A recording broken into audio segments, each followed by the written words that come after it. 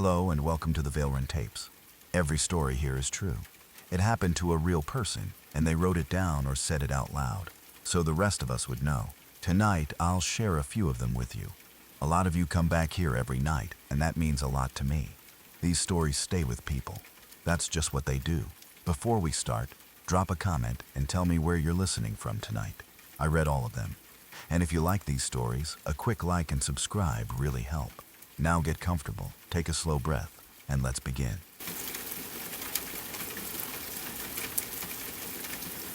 When I first started working at the hospital, I was still very new to everything. I had only been there a short time and still felt nervous almost every shift. Hospitals have their own atmosphere that takes a while to get used to. Even during quiet moments, there is always this underlying tension in the air because you know that serious things are happening somewhere in the building at all times. Ambulances come and go constantly. Alarms beep in random hallways, exhausted nurses rush past carrying charts, and patients drift in and out of rooms at every hour of the day and night. At first, the place honestly overwhelmed me. The hospital itself was huge, old in some parts and renovated in others. Some hallways looked modern and bright, while other sections still felt stuck in another decade entirely. One area that always gave me weird vibes was the emergency stairwell system. Most people barely used it unless elevators were crowded or there was some kind of emergency drill. The stairwells were narrow, echoey, and strangely isolated compared to the rest of the building. The particular stairwell involved in this story had a weird design to it too. You could enter it from almost any floor in the hospital, but you could only actually exit from the very top because of security and fire regulations. The bottom level was basically a dead end unless somebody unlocked doors from the other side. Most employees hated going down there because it felt creepy and forgotten, like part of the building people were never really meant to spend time in. At the time, though, I did not know any of that mattered. It started during an early morning shift. I remember arriving already tired because my sleep schedule was completely ruined from constantly rotating hours. Hospital jobs do that to people fast. One week you are working afternoons. The next week you are waking up before sunrise wondering what day it even is anymore. That morning felt pretty normal at first. The halls were quieter than usual because it was still early. A few nurses stood around the station drinking coffee while trying to wake themselves up. Somebody nearby was complaining about paperwork. Phones rang off and on in the background, just normal hospital noise. I was doing whatever small tasks I had been assigned when I noticed my boss walking toward me down the hallway. Immediately, I thought I had done something wrong. He had this look on his face that made my stomach tighten instantly. He looked irritated, tense, and pale all at once. Since I was still new, I constantly worried about screwing things up somehow. Hospitals are not exactly forgiving workplaces when mistakes happen, so anytime a supervisor approached looking serious, your mind automatically jumped to worst-case scenarios. I remember thinking through everything I had done that morning, trying to figure out what I messed up. Did I forget paperwork? Did I leave something somewhere? Did I accidentally violate some procedure without realizing it? My boss walked right up close to me without saying anything at first. Then, in this weirdly calm voice that honestly made the whole thing more unsettling, he leaned in slightly and said, "I just found a fucking body downstairs. Shit is about to get crazy." For a second, I honestly thought he was joking. Not because it sounded funny, but because it was such an insane sentence to casually hear first thing in the morning that my brain almost rejected it automatically. But the expression on his face made it immediately clear he was completely serious. The strange thing was how calm he sounded while saying it. Not panicked, not dramatic. Just exhausted and irritated in the way people in hospitals sometimes become after seeing too many disturbing things over the years. Once the shock hit me properly, I remember feeling this rush of adrenaline all through my body. Suddenly, everybody around us started moving faster. Calls were being made. Security got involved. Hospital administration started showing up. Within minutes, the entire atmosphere of the morning changed. The body had been found in the bottom level of one of the emergency stairwells. Apparently, sometime during the night, an elderly woman had wandered into the stairwell from one of the hospital floors. Nobody knew exactly when. Maybe she was confused. Maybe she had dementia. Maybe she was disoriented from medication. Hospitals unfortunately deal with situations like that more often than most people realize, especially with older patients. Some patients become confused during the night and start wandering around. They forget where they are. They try to go home.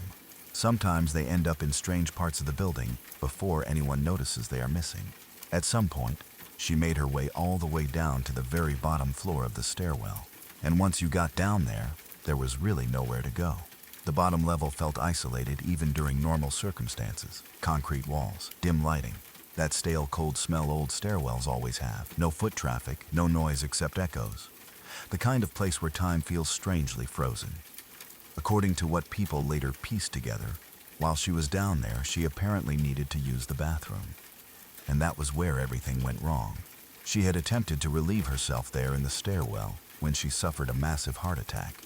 The details of how she was found were what made the whole thing especially disturbing. When my boss discovered her, her body had not collapsed fully onto the floor the way you would expect. During the heart attack, one of her arms had grabbed onto the metal railing beside the stairs in such a tight position that after she died, her body remained partially upright. Her head had fallen backward at an unnatural angle, while the rest of her body stayed awkwardly propped up by the railing.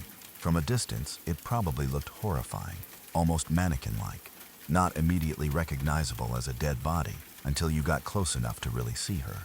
Word spread through staff incredibly fast after that. Hospitals are strange that way. Even during serious situations, gossip moves at lightning speed. Everybody suddenly knew there had been a body found downstairs. Nurses whispered about it at stations. Security officers moved quickly through the halls. Administrators started showing up looking stressed and annoyed. Since I was still new, part of me wanted absolutely nothing to do with the situation. Another part of me was morbidly curious. When police arrived along with hospital staff, I ended up going downstairs with them. Looking back now, I still do not fully know why I followed. Maybe because everybody else was moving that direction. Maybe because in hospital work, people quickly become desensitized to things most others would avoid. Or maybe because I simply could not believe what was happening and needed to see it for myself. The stairwell felt colder the farther down we went. That is one thing I remember clearly. The sound of footsteps echoed off the concrete walls while everyone moved quietly downward. Nobody was really talking much. There is a certain silence that happens around death scenes, especially in professional settings. People become focused, controlled, almost emotionally detached because they have jobs to do. But underneath that professionalism, you could still feel the tension. When we reached the bottom floor, the first thing that hit me was how still everything looked. The woman was exactly where my boss described her. Even though I had mentally prepared myself during the walk downstairs, seeing an actual dead body up close for the first time was different than I expected. Television and movies do not really prepare you for the reality of it. Real death looks strangely quiet, empty. The body no longer seems connected to the person it once was. She looked frozen in the middle of motion. Her arm remained hooked around the railing tightly enough to keep part of her upright, while her head tilted back in a way no living person's head naturally would. The lighting down there somehow made everything feel even more surreal. Harsh fluorescent light reflecting off gray concrete walls. Medical staff standing nearby speaking softly. Police officers examining the area. And in the middle of all of it, this elderly woman who had likely been alive only hours earlier. What made it especially sad was imagining how alone she must have been during her final moments. That thought stayed with me longer than the visual itself. Hospitals are full of people constantly moving around, yet somehow she ended up isolated in one of the emptiest parts of the building at the exact moment something catastrophic happened to her. She probably felt confused already. Then suddenly she suffers a heart attack in a cold stairwell with nobody around to help. There is something deeply unsettling about dying alone in a place never meant for people to stay. The police handled everything professionally, of course. Questions were asked. Staff gave statements. Administrators worried about protocols and timelines and whether procedures had been followed correctly. Eventually, the body was removed and the stairwell cleaned. But for the rest of that day, the entire hospital felt strange to me. It is hard to explain unless you have worked somewhere like that. Once you know a death happened in a certain area, especially unexpectedly, the atmosphere changes in your mind. Every time I passed near that stairwell afterward, I thought about her down there alone at the bottom floor. And honestly, the experience changed something in me a little. Before working at the hospital, death still felt abstract in a way, something distant, something that happened elsewhere. But hospitals strip that illusion away quickly. You realize how fragile people actually are. Someone can be alive, talking, walking around one moment, then simply gone the next because of one sudden medical event. No dramatic warning, no final speech, just over. That morning was probably the first time I truly understood that on a real emotional level. And weirdly enough, I also remember how normal everything else around it still felt. Even with a dead body downstairs, the hospital itself kept moving like always. Patients still needed medication. Phones still rang. Doctors still hurried through hallways. Cafeteria workers still served breakfast. New patients still arrived through the emergency room doors. Life inside hospitals does not pause for tragedy, because tragedy is already built into the environment. At the end of my shift, I remember walking out to my car feeling mentally exhausted in a way I had never experienced before. Not exactly traumatized, more stunned, like some invisible layer between me and reality had suddenly been peeled back. I kept replaying my boss walking up to me earlier that morning. I just found a fucking body downstairs. Shit is about to get crazy. At the time, the sentence sounded unreal. By the end of the day, it no longer did.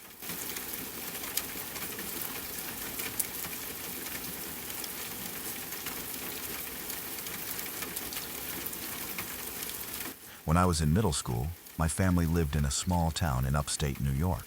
It was one of those quiet places where everybody seemed to know everybody else, or at least recognized each other by face. The roads stretched through long wooded areas, the houses were spread apart, and most kids all ended up riding the same school buses every day for years. Life there felt slow and predictable most of the time. Nothing major ever seemed to happen, especially not the kind of thing you only hear about on the news. About 2 houses down from where I lived was a girl around my age who rode my bus every morning. She and I were not best friends or anything, but we knew each other well enough from years of seeing each other almost every day. What made us connect in the first place was the fact that both our families were originally from Canada. In a small town in New York, that felt oddly specific, so it immediately gave us something to talk about. Every now and then, when the bus was not too crowded, we would sit together during the ride to school. Sometimes we talked about normal middle school stuff like teachers we hated, homework, movies, or whatever random things kids that age talked about.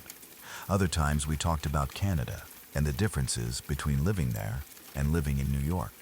Looking back now, the conversations were probably meaningless in the grand scheme of life, but at the time they felt important in the way small moments always do when you are young. She seemed like a normal kid, quiet sometimes, funny other times. Nothing about her life appeared unusual from the outside. Her family seemed normal too, at least from what anybody around us could tell. Her dad worked at a nearby nuclear power plant, which people in town always talked about like it was a respectable, stable job. In communities like ours, jobs like that carried a certain image. People assumed those workers had their lives together. Her house looked ordinary. Their yard was always maintained. Nothing ever stood out as strange or alarming. That is why what happened shocked everybody so badly afterward. I still remember the night before everything changed. My family and I were home like usual. I do not remember exactly what day of the week it was, but I remember it being late enough that everybody was already winding down for the night. At some point we heard loud popping noises outside, a whole series of them. At first we honestly thought they were fireworks. That was the immediate assumption because people in rural areas randomly set off fireworks all the time for no reason at all.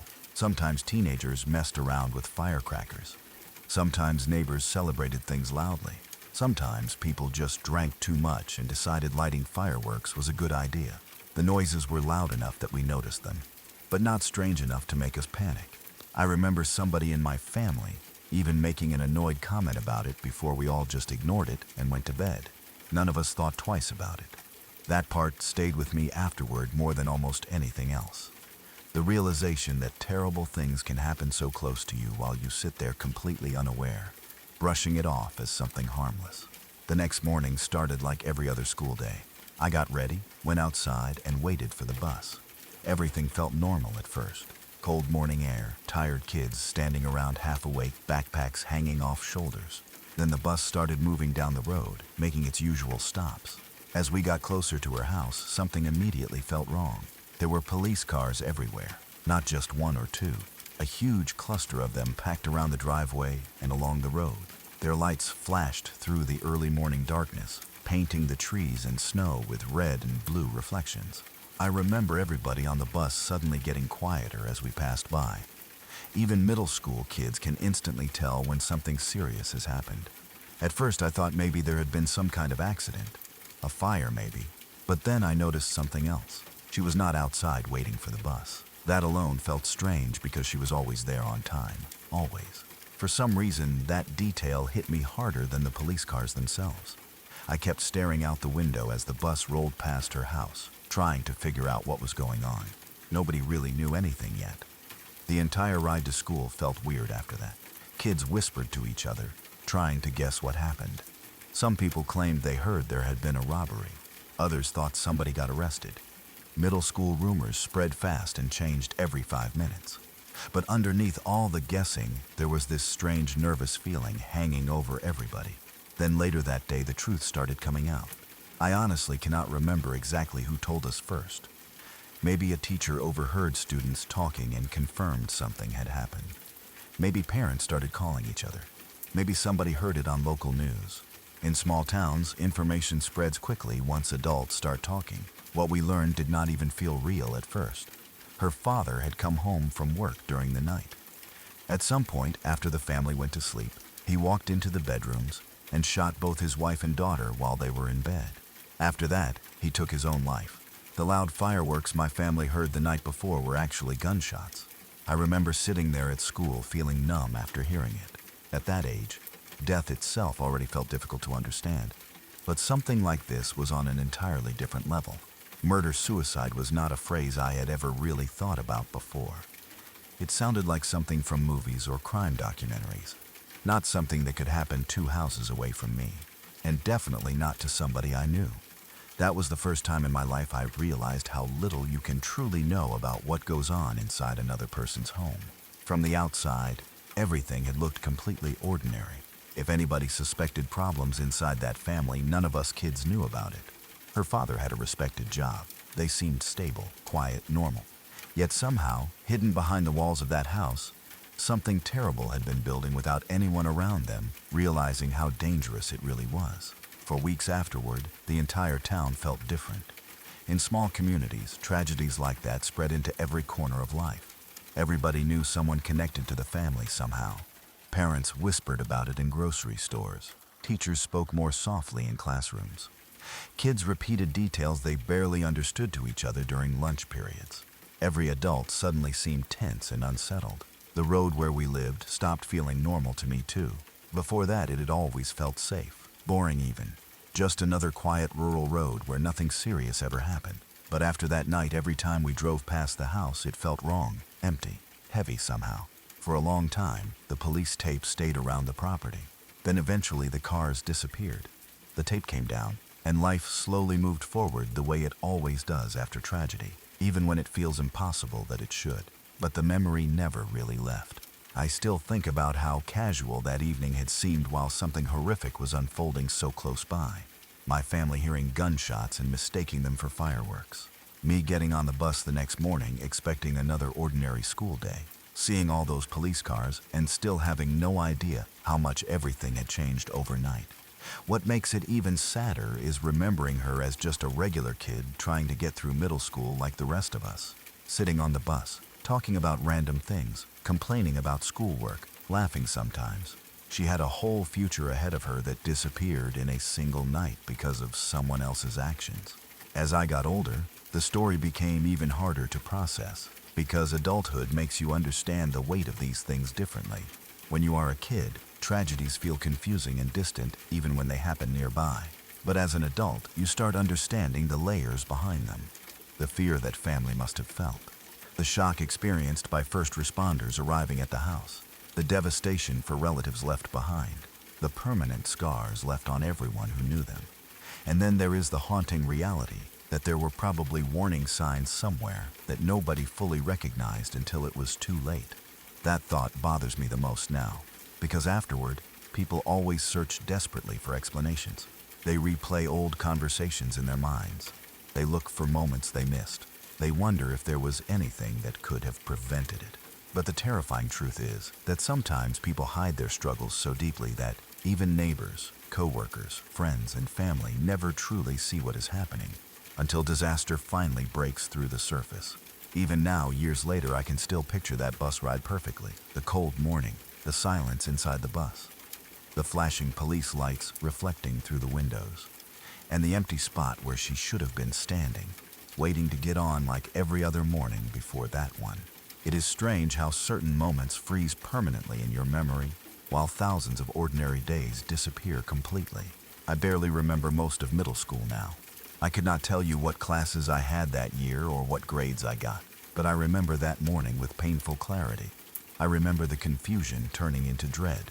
I remember realizing the loud noises we ignored the night before were not fireworks after all. And I remember the awful feeling of understanding that an entire family had disappeared overnight in one of the most violent and heartbreaking ways imaginable. To this day, it still feels deeply unfair. A completely undeserving end to a family that, from the outside at least, had once seemed perfectly ordinary.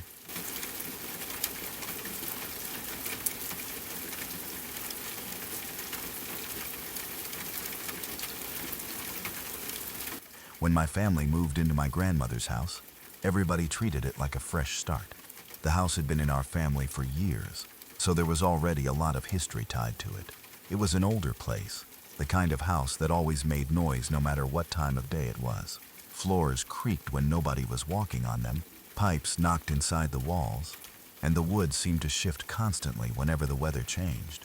During the daytime, it mostly felt cozy and normal, but at night the entire atmosphere changed completely. Growing up, I heard stories from my mom about strange things that used to happen there when she was younger. She would casually mention weird noises, shadows she could never explain, or moments where she felt like someone was watching her even when she was alone. Sometimes she talked about hearing footsteps in empty rooms or seeing figures out of the corner of her eye, but she never spoke about it dramatically. It was more like she had simply accepted that strange things happened in that house from time to time. Still, I never took it too seriously when I was younger. Part of me figured every old house has creepy stories attached to it.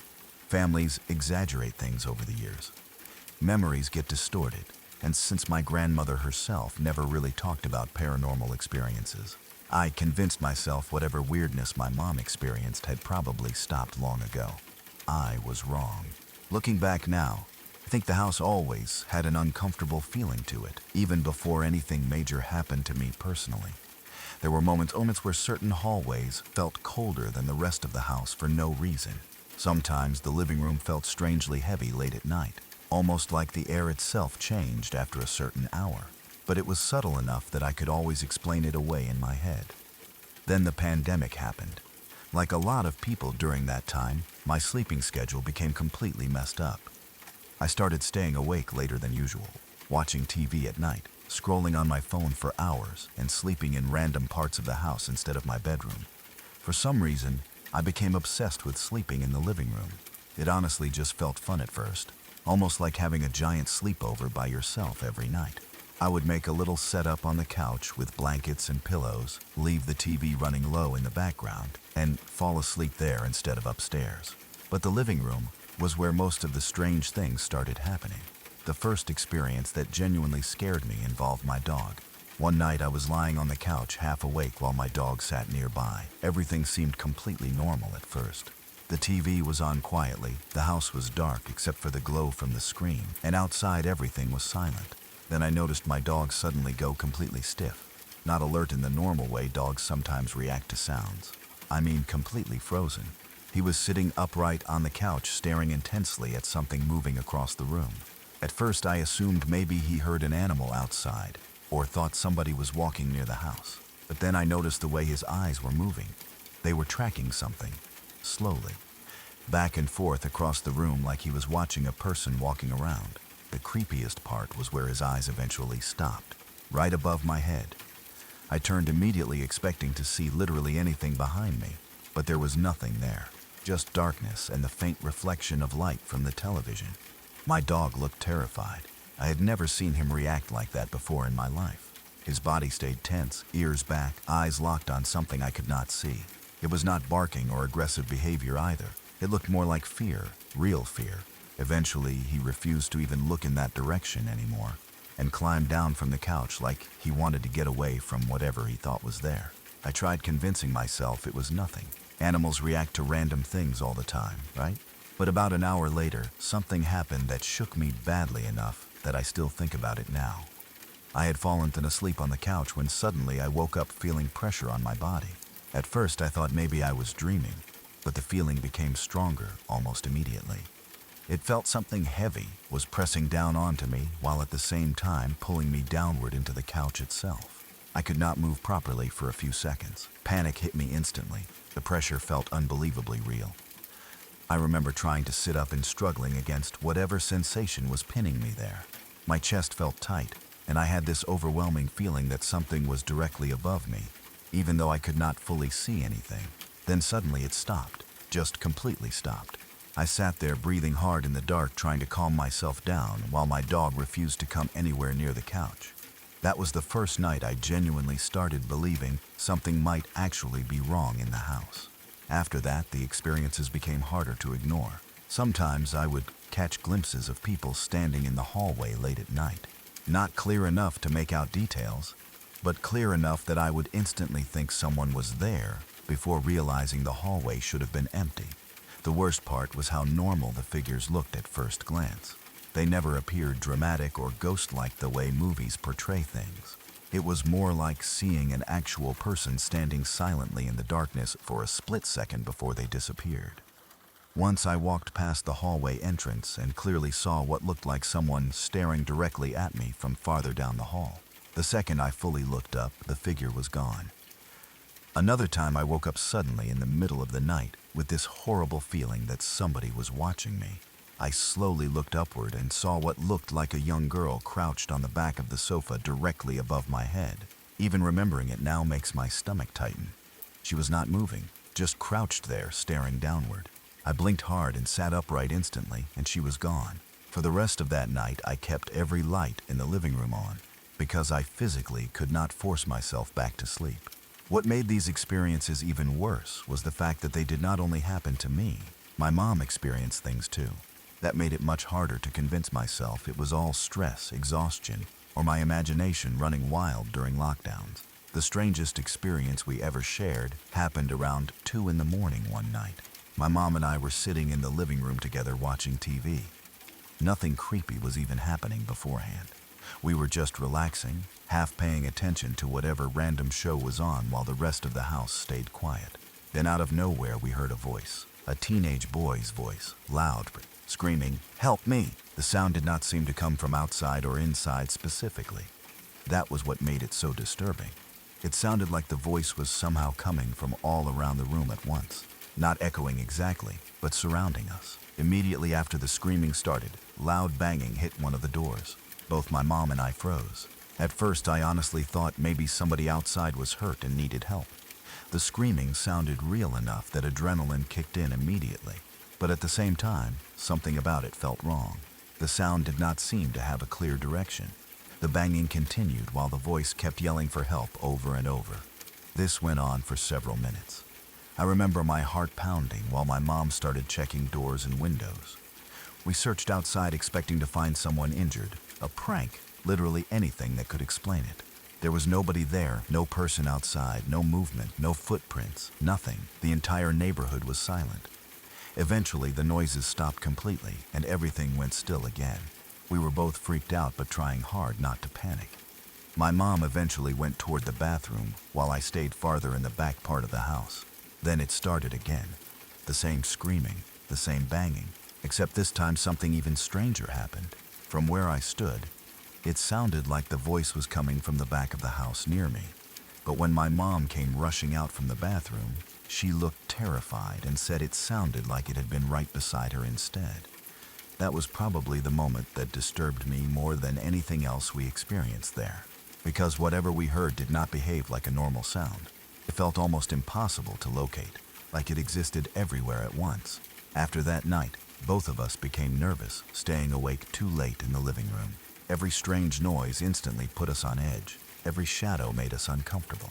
Even though nothing physically harmful ever happened, the constant tension slowly wore on us mentally. And the weird thing about living somewhere that feels haunted is that it changes your behavior over time in ways you do not notice immediately. You stop looking into dark rooms too long. You avoid certain hallways at night. You sleep with lights on. You stop wanting to be alone downstairs after midnight. You begin mentally tracking every sound in the house, whether you mean to or not. The fear becomes part of your routine. At the same time, though, there is always that constant battle in your head, trying to find logical explanations. Sleep paralysis, stress, old houses making noise, exhaustion, imagination. You cling to those possibilities because the alternative feels impossible to fully accept. But some moments still stay hard to explain, especially when more than one person experiences the same thing. Thankfully, over the last couple of months, things have been quiet. No voices, no shadows, no strange figures in the hallway, no feeling of pressure while sleeping in the living room. Honestly, the silence itself almost feels strange after everything that happened before. Part of me hopes it stays that way permanently. But another part of me still gets uneasy late at night sometimes when the house becomes too quiet and the lights are off. Because once you experience enough unexplainable things in one place, a small part of your brain never fully relaxes there again. Even now, every once in a while, I catch myself glancing toward the hallway, expecting to see someone standing there watching me from the darkness.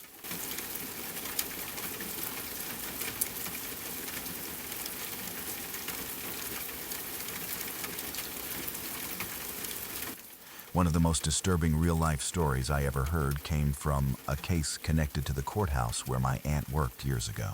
Even now, long after first hearing it, there are certain details I still cannot get out of my head. Not because the story involved something mysterious or supernatural, but because of how unbelievably fast an ordinary neighborhood situation turned into complete horror. It was the kind of case that makes people realize how dangerous, unstable individuals can become once anger and obsession fully take over them. My aunt worked in the court system at the time, so over the years she saw many ugly cases involving violence, abuse, theft, and murder. Most of the time she avoided bringing details home because she did not want those things stuck in her head after work. But every once in a while there would be a case so horrifying that even experienced courthouse workers struggled to emotionally distance themselves from it. According to her, this was one of those cases. The victim was a young girl, somewhere around 14 years old from what I remember hearing. She lived with her family in what people described as a normal, quiet neighborhood where everybody knew each other at least somewhat. It was the kind of area where parents still allowed kids to ride bikes outside. Neighbors waved at each other across driveways, and people believed the familiarity of the community made it relatively safe. The family itself sounded completely ordinary too. A mother trying to raise her daughter, a regular home, regular routines. Nothing about their lives suggested they would suddenly become the center of one of the most horrifying crimes people in that area had ever seen. But living nearby was a man people later described as deeply unstable. From what my aunt heard through the case details, the man had apparently been bothering the girl for some time before the attack happened. He made inappropriate comments toward her, harassed her whenever he saw her outside, and behaved in ways that frightened her enough that other people in the neighborhood started noticing something was wrong. At first, like in many situations involving harassment, the behavior probably seemed more uncomfortable than immediately life-threatening. Families often hope that creepy or aggressive neighbors will back off once confronted or embarrassed publicly. People naturally want to believe things can still be handled without police, courts, or serious escalation. But the girl herself had apparently become increasingly scared of him. One day, things reached a breaking point. According to the reports, another interaction occurred between the man and the girl that upset her badly enough that she ran home crying. When she got back to the house, she told her mother everything that had been happening. You can imagine how most parents would react hearing something like that. Fear first, then anger, especially when it involves your child feeling unsafe in their own neighborhood. The mother reportedly became furious immediately and confronted the man directly instead of calling police right away. Looking back afterward, people question whether authorities should have been involved immediately. But at the time, it probably felt like a normal reaction. Families handle situations like that privately every day. Someone behaves inappropriately. Parents step in. Warnings are given. People assume the embarrassment alone will stop the behavior before things become worse. But sometimes people dangerously underestimate how unstable somebody really is. According to the case, the confrontation did not scare the man at all. Instead, it enraged him. Witnesses later described his reaction as explosive and irrational. Not ashamed, not apologetic, just furious that he had been confronted publicly over his behavior toward the girl. And horrifyingly, he acted on that rage almost immediately. That is one of the details that made the story especially terrifying to me afterward. There was almost no time between the confrontation and the violence itself. No cooling off period. No gradual escalation over weeks or months. Just instant hatred turning deadly. Not long after the argument, the man reportedly went directly to the family's house. At that point, nobody inside could possibly have imagined what was about to happen. The mother may have thought the confrontation was already over. Maybe she assumed he would stay away afterward. Maybe she believed embarrassing him publicly would finally scare him into leaving her daughter alone. Instead, the exact opposite happened. What occurred next became one of the most horrifying parts of the case. The man attacked the young girl inside her own home while her mother was there. According to the reports connected to the case, everything happened unbelievably fast. There was almost no time for anybody to react properly before the attack became fatal. One moment it was shouting and confusion, and the next moment complete chaos exploded inside the house. My aunt said people who worked around violent crime cases still struggled talking about this one because of how brutal and senseless it was. The mother reportedly tried desperately to intervene, but things unfolded too quickly. There was screaming, panic, furniture crashing, neighbors hearing noise outside, and then suddenly the realization that something catastrophic was happening. The detail that haunted people more than anything afterward was the girl's final words during the attack. "What did I do wrong?" That sentence stayed burned into the minds of everyone who heard about the case afterward, because it revealed exactly what kind of situation this truly was. She was not fighting with him. She was not threatening him. She was not provoking him. She was a terrified child trying to understand why someone hated her enough to hurt her so violently. There is something deeply horrifying about innocence colliding with pure cruelty like that. Even years later, my aunt said people who worked around the case still remembered that single sentence most clearly, because the tragic truth was that she had done absolutely nothing wrong. She tried avoiding him. She told adults what was happening. She asked her family for help. She did exactly what people always tell young girls to do when someone makes them uncomfortable or unsafe. And somehow it still was not enough to save her. What happened after the killing almost sounded unreal when I first heard it described. According to reports connected to the case, the man dragged part of the remains outside into the street before calmly walking back toward his own house afterward. That detail disturbed people deeply because it felt almost impossible to process mentally. Most people imagine violent criminals fleeing immediately afterward in panic. They expect fear, chaos, hiding, or attempts to escape. But according to witnesses, he behaved with this chilling calmness afterward that made the entire thing somehow even worse. Neighbors flooded outside after hearing screaming. Some people did not fully understand what they were seeing at first. Others immediately started panicking. Parents nearby rushed children back indoors while people screamed for police and ambulances. The entire neighborhood apparently descended into chaos within minutes. And in the middle of all that confusion, the man reportedly showed almost no visible emotional reaction at all. Police arrived quickly after multiple emergency calls flooded in. By then, witnesses described scenes of complete hysteria outside the family's house. Family members crying, neighbors screaming, officers trying to secure the area while horrified people gathered nearby trying to understand what had happened. The suspect was arrested shortly afterward. That was where my aunt became directly connected to the case. At the time, she worked in the courthouse where the man was eventually brought following his arrest. She told our family that seeing him in person was one of the most deeply unsettling experiences of her career. Not because he behaved wildly, not because he screamed or threatened people, but because of how emotionally empty he seemed. According to her, he looked completely detached from normal human emotion, cold, blank, almost disconnected from reality entirely. She said there was something deeply wrong in the way he carried himself. Not dramatic movie-style insanity, but something quieter and somehow worse. Like there was simply nothing inside him emotionally anymore. My aunt said most defendants, even violent ones, usually showed some visible reaction until court: fear, anger, anxiety. regret, panic, something. But she said this man mostly just looked empty, and that terrified her more than if he had been openly raging. She told us that being in the same room with him genuinely made her skin crawl. Even experienced court workers who spent years around violent criminals reportedly struggled emotionally with this particular case because of how innocent the victim was and how explosive the violence had been. That is the part people often forget about crimes like this. They do not only destroy the immediate victims, they affect everyone connected to them afterward. The mother survived physically, but no parent could ever truly recover emotionally from witnessing something like that happen to their child. The neighborhood itself was permanently scarred by the memory of it. Witnesses carried the images with them afterward. Police officers, court staff, investigators, and emergency workers all ended up absorbing pieces of the trauma too. Even hearing the story secondhand years later left people shaken. Because what makes the story especially disturbing is how ordinary everything probably looked beforehand.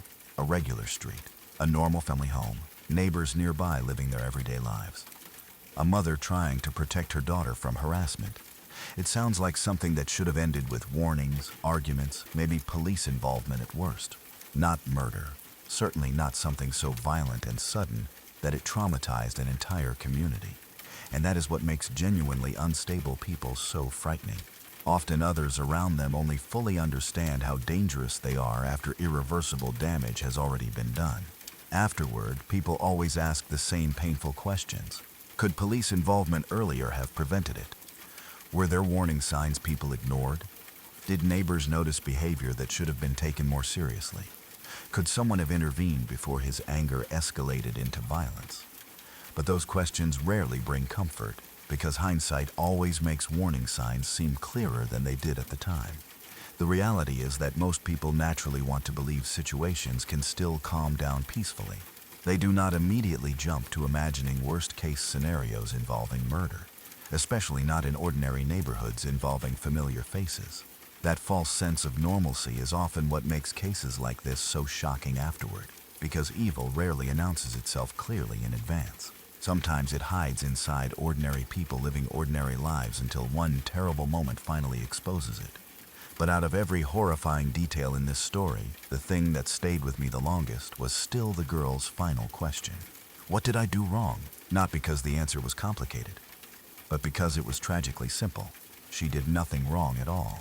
She was simply unlucky enough to cross paths with somebody consumed by cruelty, obsession, and rage. And that is what makes stories like this so difficult to hear long after the violence itself is over. Not just the brutality of the crime, but the complete innocence of the person caught in it.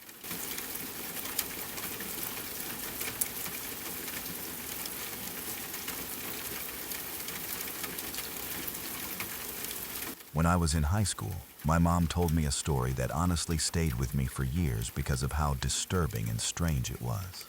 Even now, I still think about certain parts of it late at night sometimes. It was one of those stories where you keep going back and forth in your head, trying to decide whether what happened had a logical explanation, or whether there was something deeply wrong about that house from the beginning. The story came from one of my mom's friends. Back in 1988, my mom met up with a group of friends for lunch one afternoon, just a normal get-together where people talked about life, family, work, and whatever else was going on.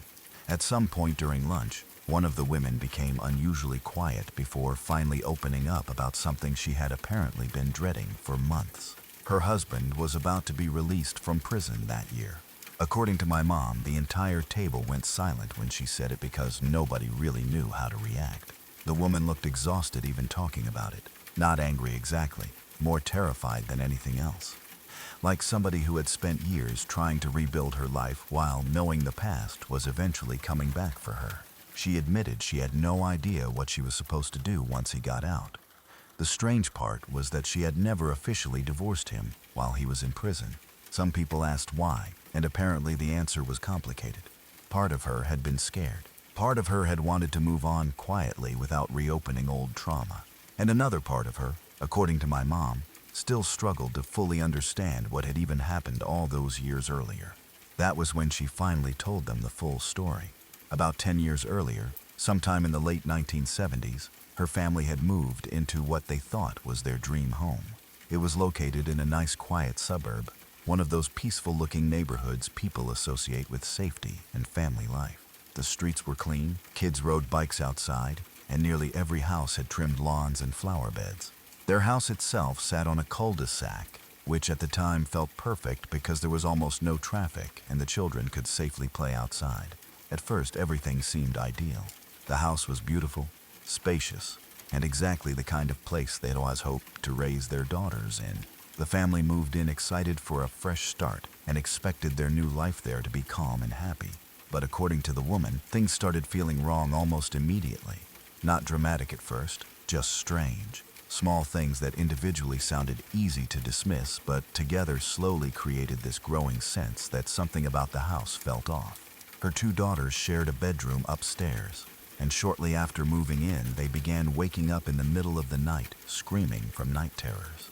At first, the parents assumed it was simply stress from adjusting to a new home. Kids often react strangely after moving, especially when routines change. But then the incidents became more disturbing. The mother said she would hear crying late at night and rush into the girls' room, only to find one or both daughters hysterical and terrified. And almost every time it happened, there would be urine on the hardwood floor beside the bed. Not normal accidents, huge puddles.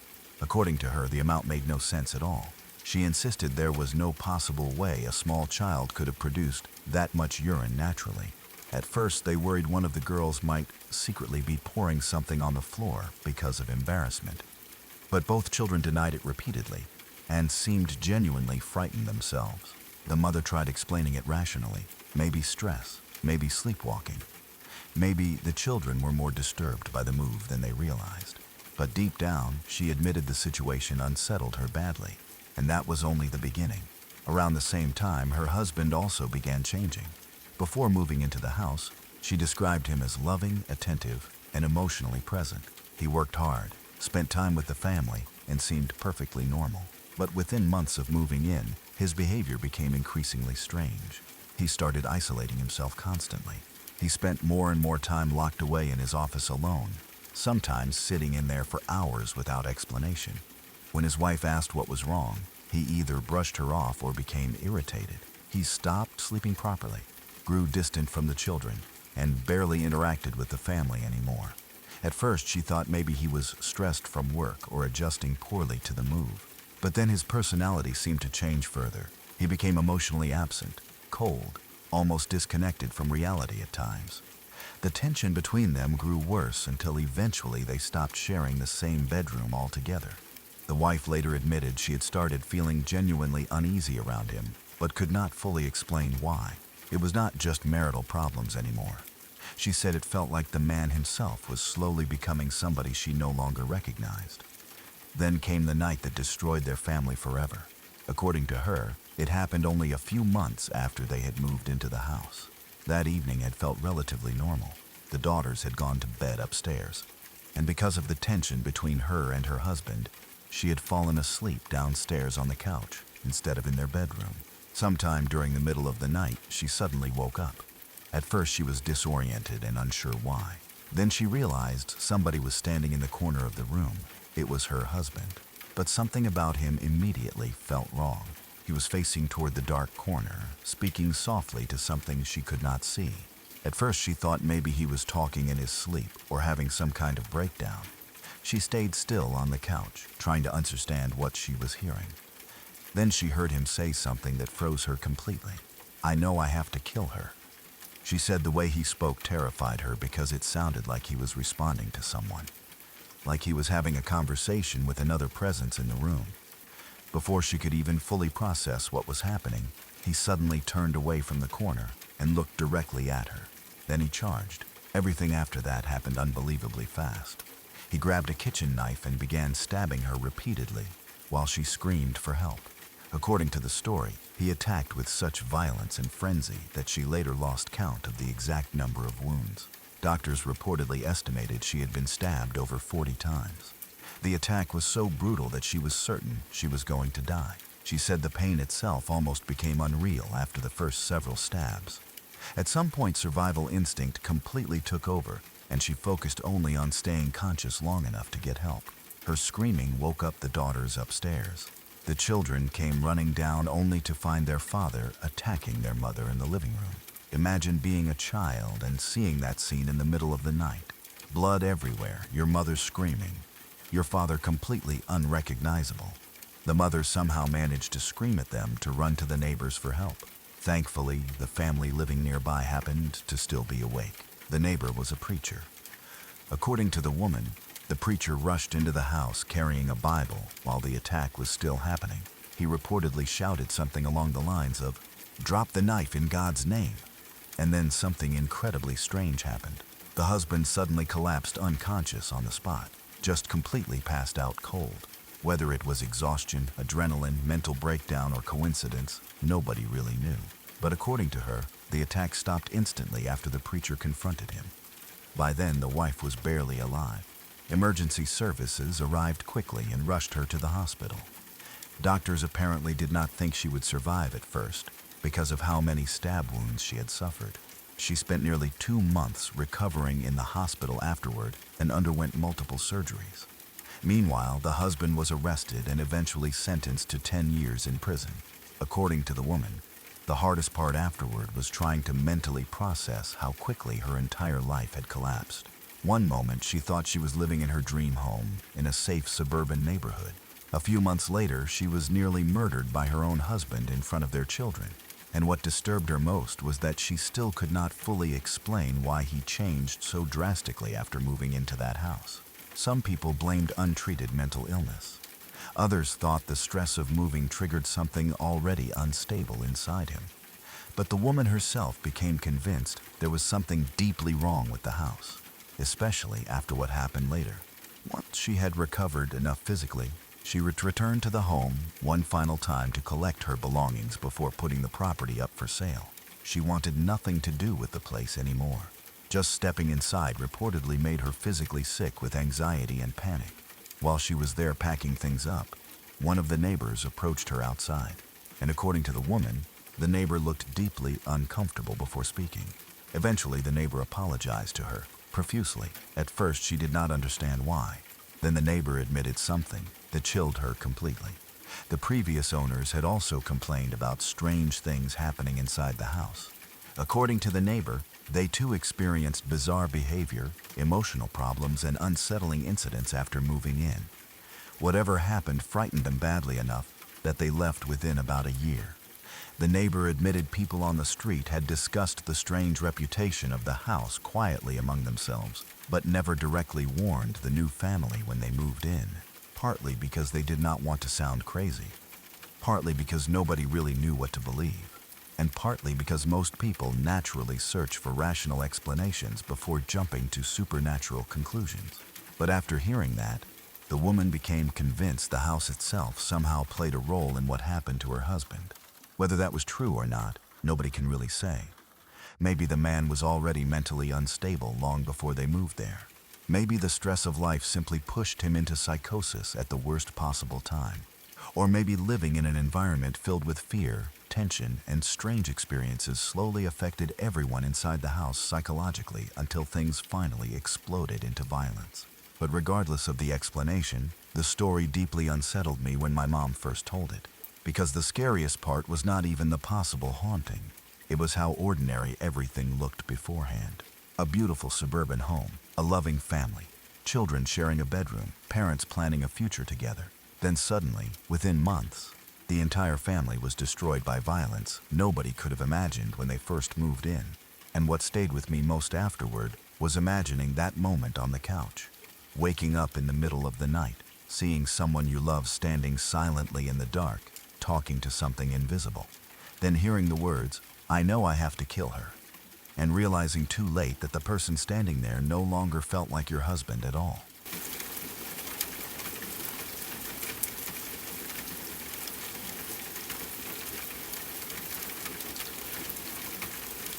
When I was a child, my family lived in Germany for a while because of my father's work. I do not remember every detail about that period of my life, but certain memories from that house stayed with me so clearly that even years later, I can still picture parts of it perfectly. The house itself was old, at least by the standards I was used to as a kid. In Germany, especially in smaller towns and older neighborhoods, There are homes that seem to carry this strange, heavy atmosphere to them. Thick walls, narrow staircases, dark wooden doors, creaking floors, and long hallways that always feel colder than the rest of the house. Even during the daytime, our place sometimes felt dim and oddly quiet. As a child, I already had a pretty active imagination, so at first, nobody thought much about the things I said scared me. Kids are afraid of shadows all the time. They imagine monsters in closets, people outside windows, or shapes standing in dark corners. Most adults naturally assume children are simply dreaming or half asleep. That is exactly what I thought was happening to me too. Every once in a while, usually late at night, I would suddenly wake up for no clear reason. Sometimes it happened after a nightmare. But other times I would just open my eyes out of nowhere with this strange feeling that somebody was there. And almost every time I thought I saw a man standing outside my bedroom, not inside the room, just beyond the doorway, completely still. At first I assumed it was my dad checking on us during the night, but something always felt wrong about the figure. For one thing, he never moved the way a normal person would. He just stood there silently in the darkness. I could never clearly make out his face because the hallway behind him was always dim, but I could still see enough to know somebody was there. Or at least I thought somebody was there. As a little kid, I was terrified of him. The strange thing was that the fear never felt like the kind that came from an ordinary nightmare. It was not like seeing a monster or something obviously imaginary. Instead, it felt deeply real every single time. I remember pulling blankets over my face and trying not to breathe too loudly because I was convinced the figure was watching me. Sometimes I would squeeze my eyes shut for several seconds, hoping that when I looked again, the figure would be gone. Usually it was. Other times I was too scared to even check. The hallway outside our bedrooms always felt unsettling at night. The staircase sat directly across from the rooms, and because of the way the house was built, darkness seemed to collect there differently once all the lights were off. During the daytime, the stairs looked completely ordinary, but at night they felt endless somehow, like they led somewhere deeper than they actually did. I never told my parents about what I was seeing, because I genuinely believed they would laugh it off or tell me I was dreaming. Adults always explain those things away when children talk about them, so instead, the only person I admitted it to was my sister. One night after another incident, I quietly asked her if she had ever seen anything strange in the hallway. The look on her face immediately scared me, because instead of laughing, she looked nervous. Then she admitted she knew exactly what I was talking about. Apparently, she'd seen the man too. Hearing that completely changed how I felt about the situation. Before that, part of me still believed my imagination was just playing tricks on me. But now there were two of us describing the same thing without ever really discussing it beforehand. My sister described him almost exactly the way I remembered seeing him, standing silently outside the rooms, watching, never speaking, never moving much, just there. After that conversation, both of us became even more afraid of the hallway and stairs at night. If either of us needed water or the bathroom late at night, we would sometimes wait until morning instead of leaving the room. We never wanted to risk seeing him again. The weird thing was that neither of us actually thought of the figure as a ghost back then. We were children, so our minds did not really process it that way. To us, he simply felt like a real man who somehow appeared in the house at night. And because we were kids, we assumed adults either could not see him or would not believe us. What makes the story especially unsettling to me now is what my father admitted years later. At the time, he apparently had his own experiences in the house too. He told us that late at night, he would often hear footsteps moving up and down the staircase long after everyone had gone to bed. Heavy, slow footsteps. Not random creaks from an old house, but actual walking. At first, he always assumed it was either my sister or me wandering around during the night. Children get thirsty, have nightmares, or wake up restless all the time, so he never questioned it much. The problem was neither of us ever left our rooms because we were too terrified. That realization deeply unsettled him afterward, because while he spent months assuming one of us was making noise at night, both my sister and I had actually been lying awake scared of the man we kept seeing near the stairs, meaning none of us could explain who the footsteps belonged to. Still, life continued normally most of the time. During the daytime, the house seemed perfectly ordinary again. Sunlight came through the windows, people laughed, meals were cooked, and everything felt safe. That contrast almost made the nighttime experiences feel less believable, even to us. Then something happened that completely changed the way I viewed those memories forever. At one point, my father needed to call the landlord because there was an electrical issue somewhere in the house. I do not remember exactly what the problem was, only that someone needed to come fix it. Since my father did not speak fluent German at the time, the landlord arrived together with an electrician who acted as a translator between them. Up until that day, I had never actually met the landlord before. I did not even know what he looked like. I remember hearing voices downstairs and walking into the hallway while the adults talked near the front entrance. The moment I saw the landlord standing there, every hair on my body stood up instantly, because I recognized him immediately. He was the man from outside my bedroom. I remember freezing completely the second I looked at him. It felt like all the air disappeared from the room. The recognition was immediate and overwhelming in a way I still cannot properly explain. It was him, the same face, the same build, the same presence, the exact man I thought I had been seeing standing silently outside my room at night. At first, my brain almost could not process it. Part of me felt relieved because suddenly there seemed to be a logical explanation. Maybe I had somehow seen him before around the property without consciously remembering it. Maybe my child brain stored his appearance somewhere and recreated it during half-awake moments at night. But another part of me felt even more terrified after seeing him in real life, because something about him felt wrong immediately. I cannot explain that part rationally even now. He was polite enough while speaking to my father, completely normal on the surface. Yet seeing him standing inside the house filled me with the exact same fear I felt during those nighttime encounters. I remember staying close to my sister afterward and quietly asking if she recognized him too. She did, without hesitation. That was probably the moment the entire experience became permanently burned into my memory, because suddenly the man in the hallway was no longer some faceless shadow connected to childhood fear. He was a real person standing inside our home, and both of us recognized him instantly. For years afterward, I kept trying to logically explain everything. Maybe the landlord had entered the property before while we were half asleep. Maybe we had seen him outside around the house without realizing it consciously. Maybe old houses make strange noises that children interpret differently when scared. And honestly, those explanations are probably more realistic than anything supernatural. But even now, certain parts still bother me.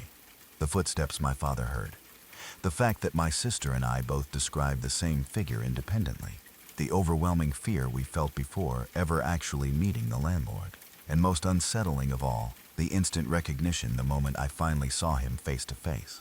What also stayed with me was realizing how children often keep terrifying experiences to themselves because they assume adults will dismiss them. My sister and I spent months scared in that house without really telling anyone the full truth because we convinced ourselves nobody would believe us. Meanwhile, my father had his own unexplained experiences happening at the same time without realizing any connection existed. Looking back now as an adult, I still do not know exactly what happened in that house. Maybe it was simply childhood fear mixed with an old unfamiliar environment. Maybe our minds connected unrelated experiences together afterward. Or maybe there really was something deeply unsettling about that place that affected all of us differently. But to this day, when I think about old houses, narrow staircases, and dark hallways late at night, my mind always goes back to Germany. Back to waking up suddenly in the darkness. Back to seeing a man standing silently outside my bedroom door. And back to the moment years later when I finally saw the landlord in daylight and realized with absolute certainty that I had seen his face before. Quick pause, then we're right back. A lot of people watch one story and leave, but some stick around. They hit subscribe and come back every night. If you want to be one of them, the button's right there. Turn on the bell too, so you never miss a new one. That's it. Let's get back to the story.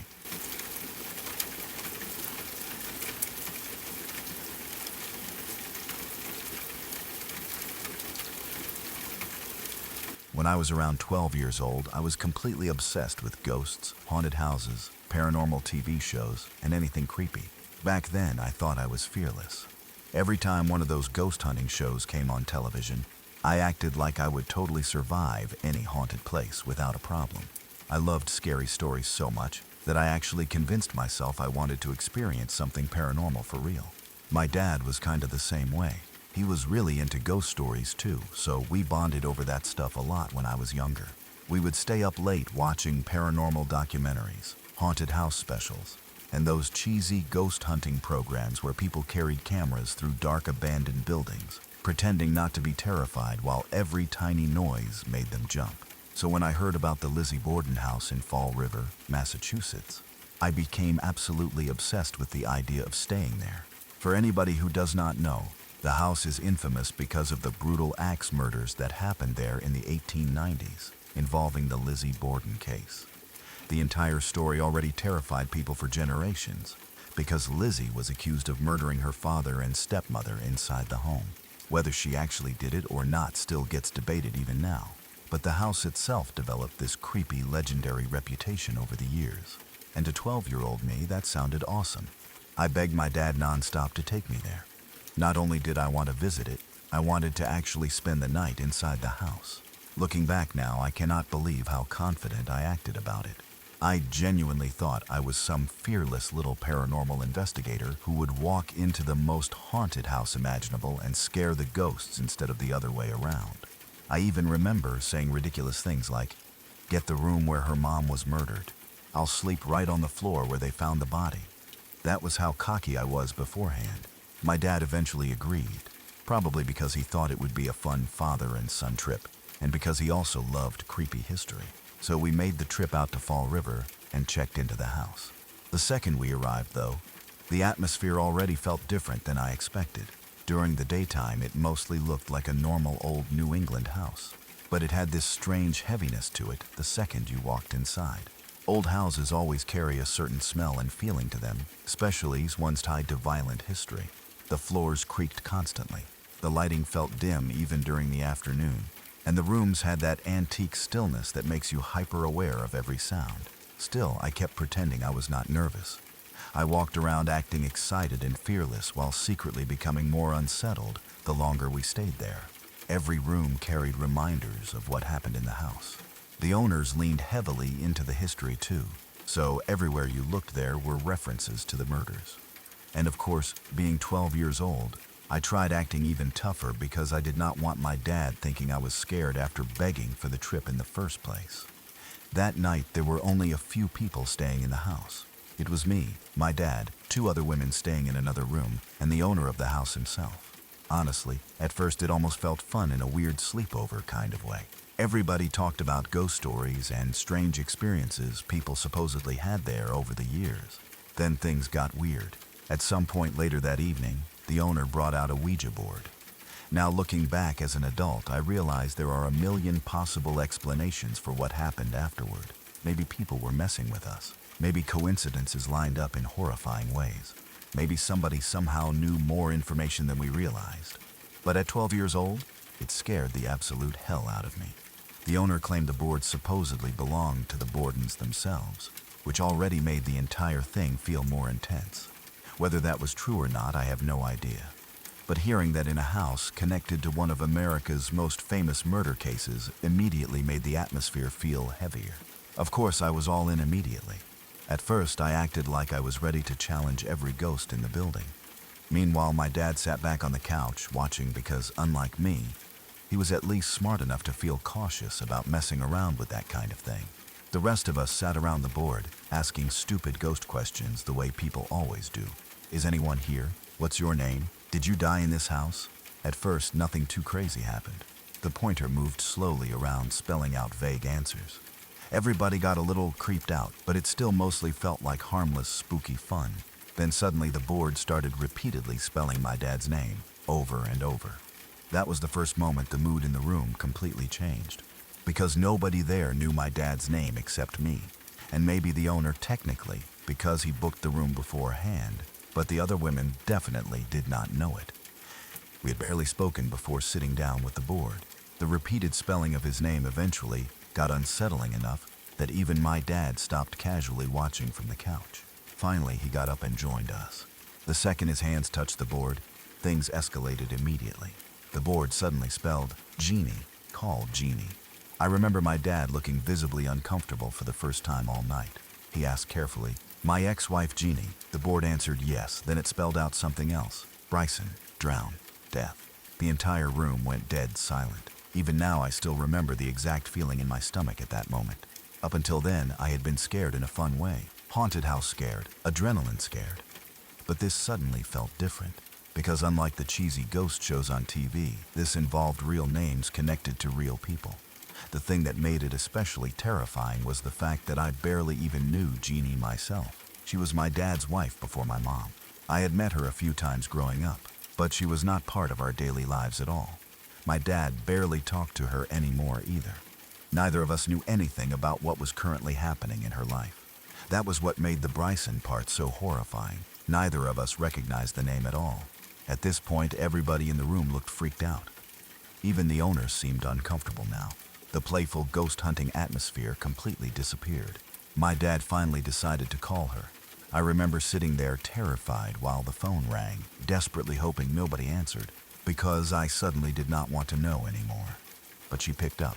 At first, the conversation sounded normal. Then suddenly, my dad's expression changed completely. He went pale. I still remember him quietly saying, "Wait, what?" Then after another few seconds, he just stared at us with this horrified look on his face. Apparently, Jeannie immediately responded with something like, "Stop, Eric. You're freaking me out."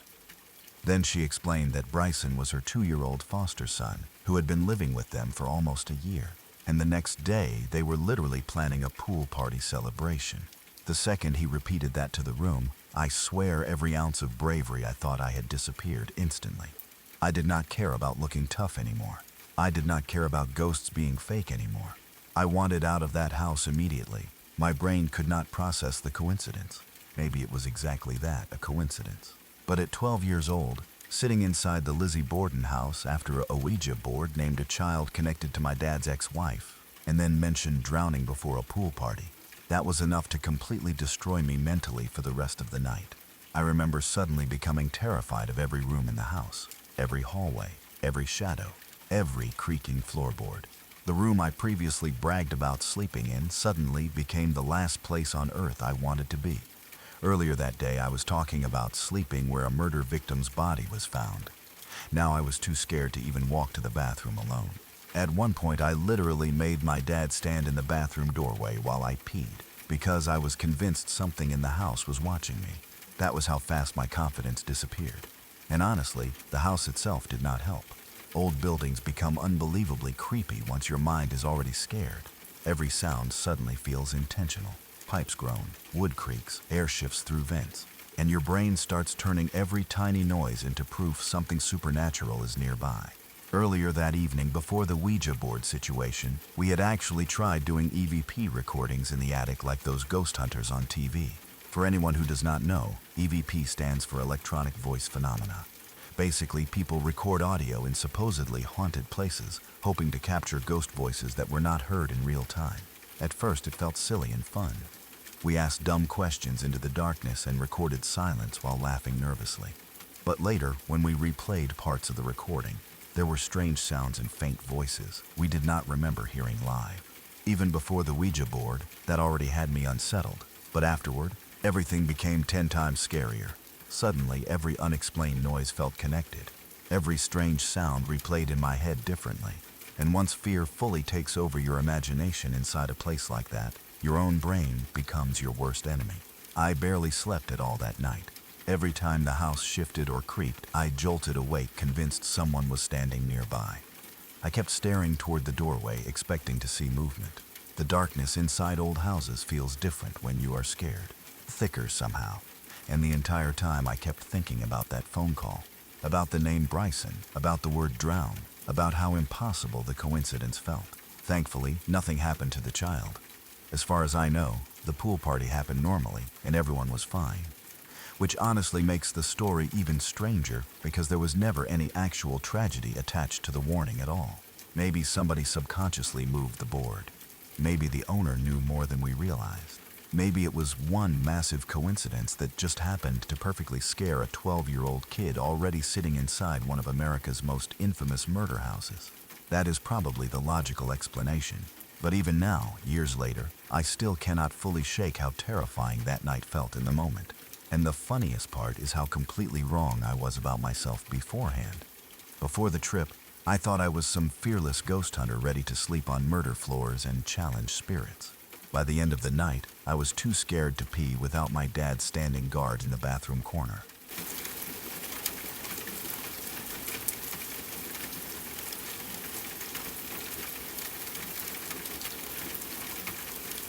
One of the scariest things about real-life tragedies is how ordinary everything seems before they happen. Most people imagine kidnappings and murder cases as things that happen far away to strangers they have never met. You see stories on the news, hear people talk about them for a few days, and then life moves on. But when something like that happens close to home, especially to someone you actually knew, it changes the way you look at the world forever. Several years ago, when I was younger, I was friends with a girl who lived not too far from me. She was about 2 years older than I was. And while we were not best friends, we knew each other pretty well because our moms worked together. We saw each other enough that she felt familiar, like one of those people you naturally assume will always just continue existing in the background of your life. Our families crossed paths often because of our moms. Sometimes we all ended up around each other during work gatherings, small events, or random visits. We were not inseparable childhood friends or anything dramatic like that, but we talked, joked around, and knew each other the way kids do when their parents stay connected for years. She was just a normal little girl. That is honestly the part that sticks with me most now. When people hear about child abduction cases on television, victims often stop feeling like real people to outsiders. They become headlines, photographs on posters, or names attached to tragic stories. But before all that, they were regular kids with personalities, routines, favorite foods, favorite TV shows, annoying habits, and futures they assumed they would get to live. She was like that too. Just a normal child living her life. Then in 2009, everything changed overnight. She disappeared. At first, like most missing child cases, people hoped there had to be some explanation that was not terrible. Maybe she wandered off. Maybe she got lost. Maybe somebody took her somewhere and she would be found quickly. People naturally cling to hope during the early stages of situations like that because the alternative is too horrifying to fully process. But very quickly, the entire situation became serious. Search efforts exploded everywhere. I still remember seeing her face suddenly all over the place. Flyers, posters, awareness campaigns, television reports, newspaper articles. It felt like the entire state became covered with pictures of her smiling face almost overnight. There were missing child posters hanging in stores, gas stations, schools, restaurants, and community centers. Volunteers organized searches. Local news constantly covered updates. Her name spread far beyond our own area because everyone desperately wanted answers. For a while, it felt impossible to believe she would not eventually be found alive. That is usually what communities tell themselves during cases involving children. People convince themselves there will be some breakthrough. Somebody will spot something. A witness will come forward. Police will find where the child was taken. Because imagining the worst possible outcome involving a 10-year-old girl is something most people mentally resist for as long as they can. I remember adults around me constantly discussing the case. Parents became paranoid afterward. Children were suddenly watched more carefully. People stopped letting kids walk places alone as freely. Strangers became suspicious automatically. That is one of the worst things about child abduction cases. They do not just destroy one family. They poison an entire community with fear afterward. For years, the case remained unsolved. No answers, no closure, no clear suspect publicly identified. Just endless uncertainty. As time passed, hope slowly faded the way it unfortunately often does in missing persons cases. News coverage became less frequent. Posters started disappearing from windows and bulletin boards. People still remembered her, but life slowly continued around the absence she left behind. That part always felt deeply sad to me too. Not because people stopped caring, but because life eventually forces communities to keep moving even when terrible questions remain unanswered. Schools continue, businesses stay open, families go to work, new stories replace old headlines. But for the victim's family, time never really moves normally again. Every birthday becomes painful. Every holiday carries an empty space. Every passing year without answers becomes another wound. Then in 2018, nearly a decade after she vanished, the news finally came out. Her remains had been found across the state. I still remember the sick feeling hearing that update gave me. Even after all those years, some part of me thinks people still hoped she might somehow still be alive somewhere. Irrational maybe, but hope does strange things to people when children disappear. The discovery confirmed what everybody feared most. She had never come home. And somehow, horrifyingly, the case still remained unsolved even after the remains were found. No public answers about exactly who took her. No clear explanation of where she had been during that time. No complete understanding of what happened before she died. Just the terrifying reality that somebody abducted a 10-year-old girl, ended her life, and disappeared back into the world without being caught. That part is what truly unsettles me even now. Because unlike scary stories or movies where evil eventually gets exposed and punished, real life often does not work that way. Sometimes horrible people simply continue existing out there among everyone else unnoticed. Somewhere, there is potentially a person who looked at a child and decided to destroy her life. A person who may have tortured her. A person who likely watched entire search campaigns unfold on television while knowing exactly what happened. And to this day, that individual may still be walking around free, working jobs, talking to neighbors, smiling at strangers, living an ordinary-looking life while carrying something monstrous hidden underneath. That thought honestly scares me more than any ghost story ever could, because real predators do not usually look obviously evil. Communities always say the same things afterward, whenever killers or abductors are finally caught. He seemed normal. He kept to himself. He was friendly. He never seemed dangerous. That is what makes cases involving children so deeply horrifying. The people responsible are often able to blend into society far more easily than anyone wants to believe. What also stayed with me over the years was how young she truly was. 10 years old. That age feels so small when you become an adult looking back on it. At 10, most children still think the world is mostly safe. They trust adults automatically. They worry about homework, cartoons, toys, school friends, birthdays, and whatever little things make up childhood. They are not prepared for genuine evil, and they should never have to be. Whenever I think about the case now, I mostly think about her family. Because while the public eventually moves on emotionally, families never really do. Even after remains are found, closure is not as simple as people imagine. Sometimes finding answers only creates new nightmares. What happened to her during those missing years? Was she scared? Did she think somebody would save her? Did she wonder why she was taken? Questions like that can torture families forever. And in cases without arrests, there is the added horror of knowing justice never truly arrived. Somebody got away with it. That reality changes the emotional weight of everything. Even now, whenever I see missing child posters or Amber Alerts, my mind always goes back to her case.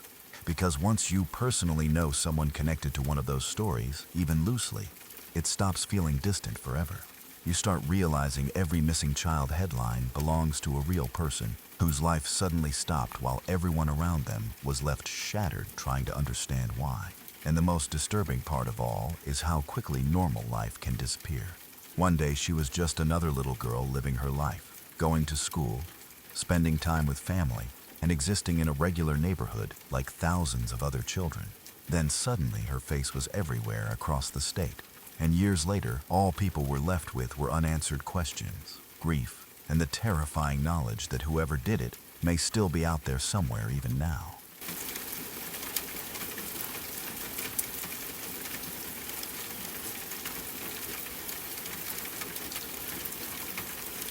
For several years, I worked in a high-security psychiatric facility, and during that time, I saw things that completely changed the way I viewed mental illness, violence, and human behavior in general. Before working there, I think I still carried a very simplified understanding of psychiatric hospitals, based mostly on movies and television. I imagined dramatic outbursts, screaming patients, padded rooms, and chaotic scenes happening constantly. The reality was far more complicated. Most days were actually quiet. The facility housed all kinds of patients.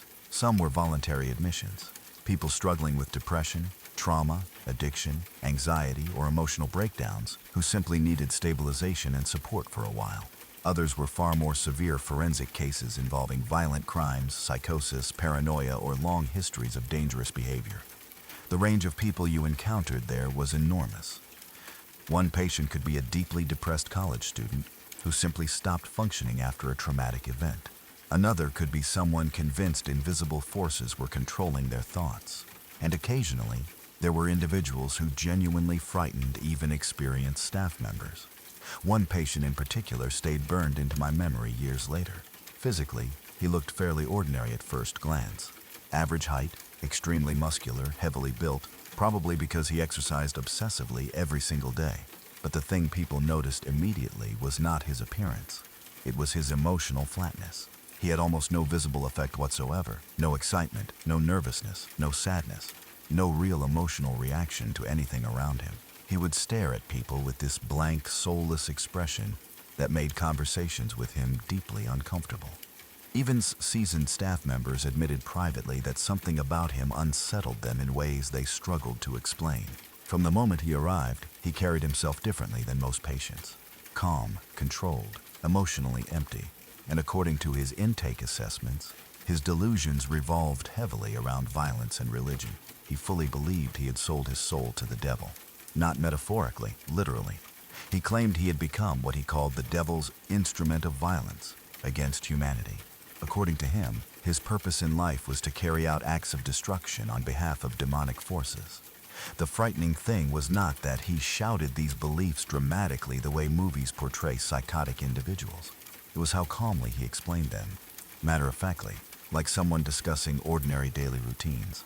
That emotional calmness made him far scarier than openly agitated patients ever were. Most severely psychotic individuals at least appeared distressed or frightened by their delusions. This man did not. He spoke about violent ideas with complete emotional neutrality, which made staff members extremely cautious around him. Every day he followed the exact same exercise routine: push-ups, pull-ups, bodyweight exercises, over and over again for hours sometimes. And the entire time he maintained that same dead expression. No music, no conversation, no visible enjoyment. Just silent, repetitive movement with this 1,000-yard stare that honestly unnerved people who worked there. One of my responsibilities at the facility involved evaluating lockdown patients to determine their housing status. Essentially, we had to assess whether someone was safe enough to have a roommate or whether they needed isolation because of violent behavior, instability, or risk factors. Part of that process involved reviewing previous charts, psychiatric histories, intake assessments, and any records transferred from other facilities. That was how I came across the journal. I still remember sitting at the desk late one evening reading through his records while the unit stayed relatively quiet around me. Most files contained exactly what you would expect: medication histories, behavioral reports, psychological evaluations, incident documentation. But buried in his chart was a photocopy of several pages taken from a handwritten journal he apparently kept at some point before admission. And honestly, reading it was one of the most disturbing experiences of my career. The journal contained what appeared to be an ongoing written conversation between himself and what he referred to as the Antichrist. One portion of each page was written as himself. The other portion responded as the Antichrist. The handwriting even shifted slightly between the two voices, as though he genuinely believed two separate entities were communicating through the pages. The content itself was deeply unsettling.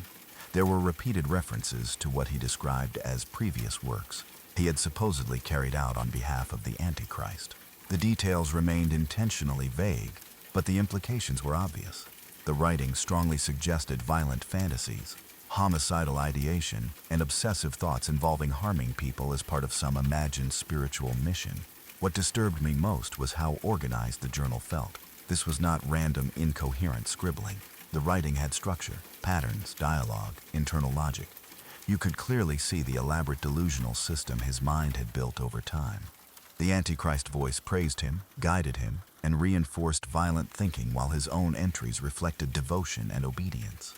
It felt less like reading nonsense and more like reading the documentation of someone sinking deeper and deeper into a completely detached reality. Then I reached the final page.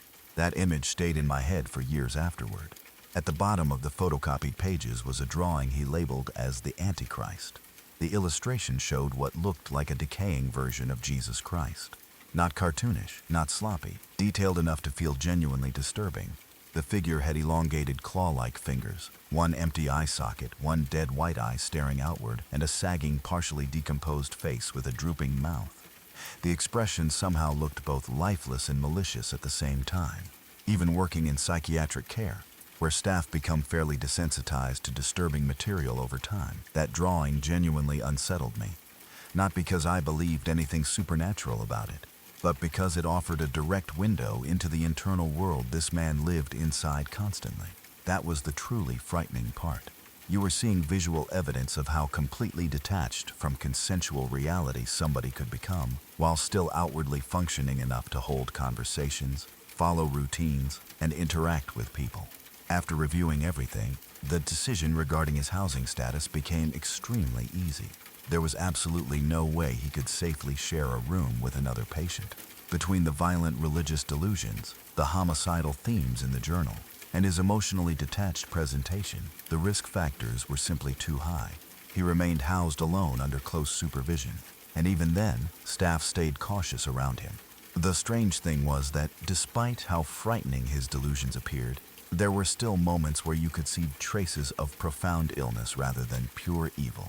That is something people outside psychiatric work often misunderstand. Truly psychotic individuals are not usually movie villains in the traditional sense.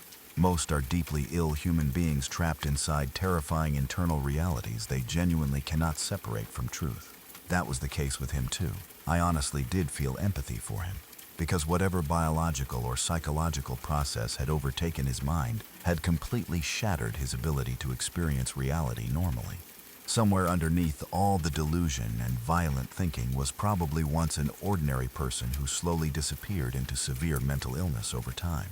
Eventually, because he failed to improve significantly at our facility, he was transferred to a higher level of long-term care, better equipped to manage severe chronic psychosis and dangerous ideation. After that, I never saw him again, but years later I still think about him sometimes. Not because I believed he was possessed or supernatural, I do not. What unsettles me is something far more realistic. The understanding that there are almost certainly other people out there right now experiencing similarly violent delusions without treatment, supervision, or intervention. That realization changes how you view the world after working in psychiatric care. Most mentally ill individuals are not dangerous at all.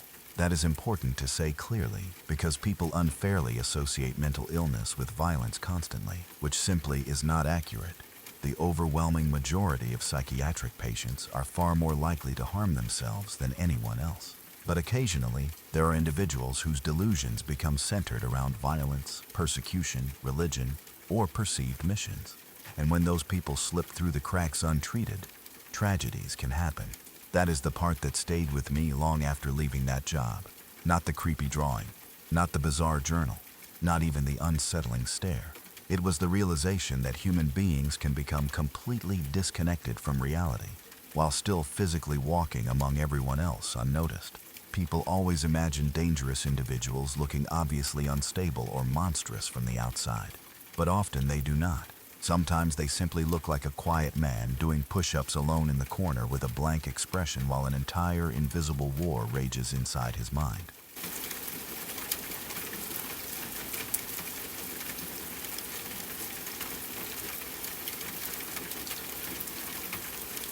One of the creepiest real-life stories I ever heard happened to a family friend of ours. And honestly, it disturbed me more than most ghost stories ever could because there was nothing supernatural about it. Everything that happened was completely real, which somehow makes it far scarier. The family had a daughter around 20 years old who was staying alone at her parents' house for a while the rest of the family traveled. It was a nice neighborhood too, one of those quiet suburban areas people automatically describe as safe. Clean streets, families nearby, people walking dogs in the evenings, neighbors who waved hello from driveways. The kind of place where most people never imagine something genuinely horrifying happening. At first, everything was normal. She enjoyed having the house to herself for a bit. Most young adults probably would. No parents around, quiet evenings alone, freedom to relax, watch movies late, invite friends over if she wanted, and just enjoy having space to herself. Then the noises started. One night she began hearing strange shuffling sounds coming from somewhere inside the house. Not loud banging exactly. More like scratching, shifting, or movement hidden behind the walls or above the ceiling. At first, she assumed it had to be animals. That honestly would have been the logical explanation. Older houses constantly get squirrels, raccoons, rats, or other animals trapped inside crawl spaces or attic areas. Most homeowners eventually hear weird noises somewhere in the walls at night, so she ignored it. But over the next several days, the feeling of something being wrong kept growing. The noises would come and go randomly, mostly at night. Sometimes it sounded like movement overhead. Other times it felt closer, like something shifting inside the walls themselves. The unsettling part was how inconsistent it felt. Too deliberate sometimes to sound like ordinary animals. Still, she kept trying to rationalize it. Because what else are you supposed to think? Nobody's first assumption is that another human being is secretly living inside the walls of their house. About a week later, things escalated in a way that completely destroyed any possibility of brushing it off anymore. Late one night, she started hearing an actual voice. Not muffled television noise, not random sounds, a man's voice. And according to her, it sounded like it was coming from inside the walls themselves. At first, she thought she had to be imagining it. She turned off everything in the house, trying to listen clearly. The voice would stop for a while, then start again somewhere else nearby. And then she realized the voice was threatening her. At that point, panic fully set in. Imagine being alone at night in a large, quiet house and suddenly realizing there is a man somewhere inside the structure itself speaking to you through the walls. That is nightmare-level terrifying. She immediately called the police. When officers arrived, though, they apparently did not take the situation very seriously at first, which honestly happens more often than people realize in bizarre situations like this. From their perspective, they probably thought they were responding to a frightened young woman mishearing noises inside an old house. The officers did a quick walk-through inspection of the home, checking rooms, doors, windows, and obvious entry points. But they found nothing. No broken locks, no visible intruder, no signs of forced entry, nothing obvious at all. According to the story, they basically started dismissing her concerns after that. She could apparently tell they thought maybe she was overly anxious, imagining things, or hearing noises from pipes or animals, and working herself up emotionally. And honestly, from the outside, the situation probably sounded unbelievable. A voice inside the walls? Somebody hiding in the house for days? It sounds insane until it actually turns out to be true. The officers were reportedly preparing to leave when everything suddenly changed. One of them heard the voice too. That moment must have been horrifying because instantly the entire mood shifted from skepticism to genuine alarm. Suddenly they realized the woman was not imagining anything. There really was someone inside the house. Then things escalated immediately. Out of nowhere, a naked man literally punched through the drywall from inside the wall itself. Just imagine witnessing that. 1 second, everyone is standing there confused. The next second, an arm smashes through the wall like something out of a horror movie.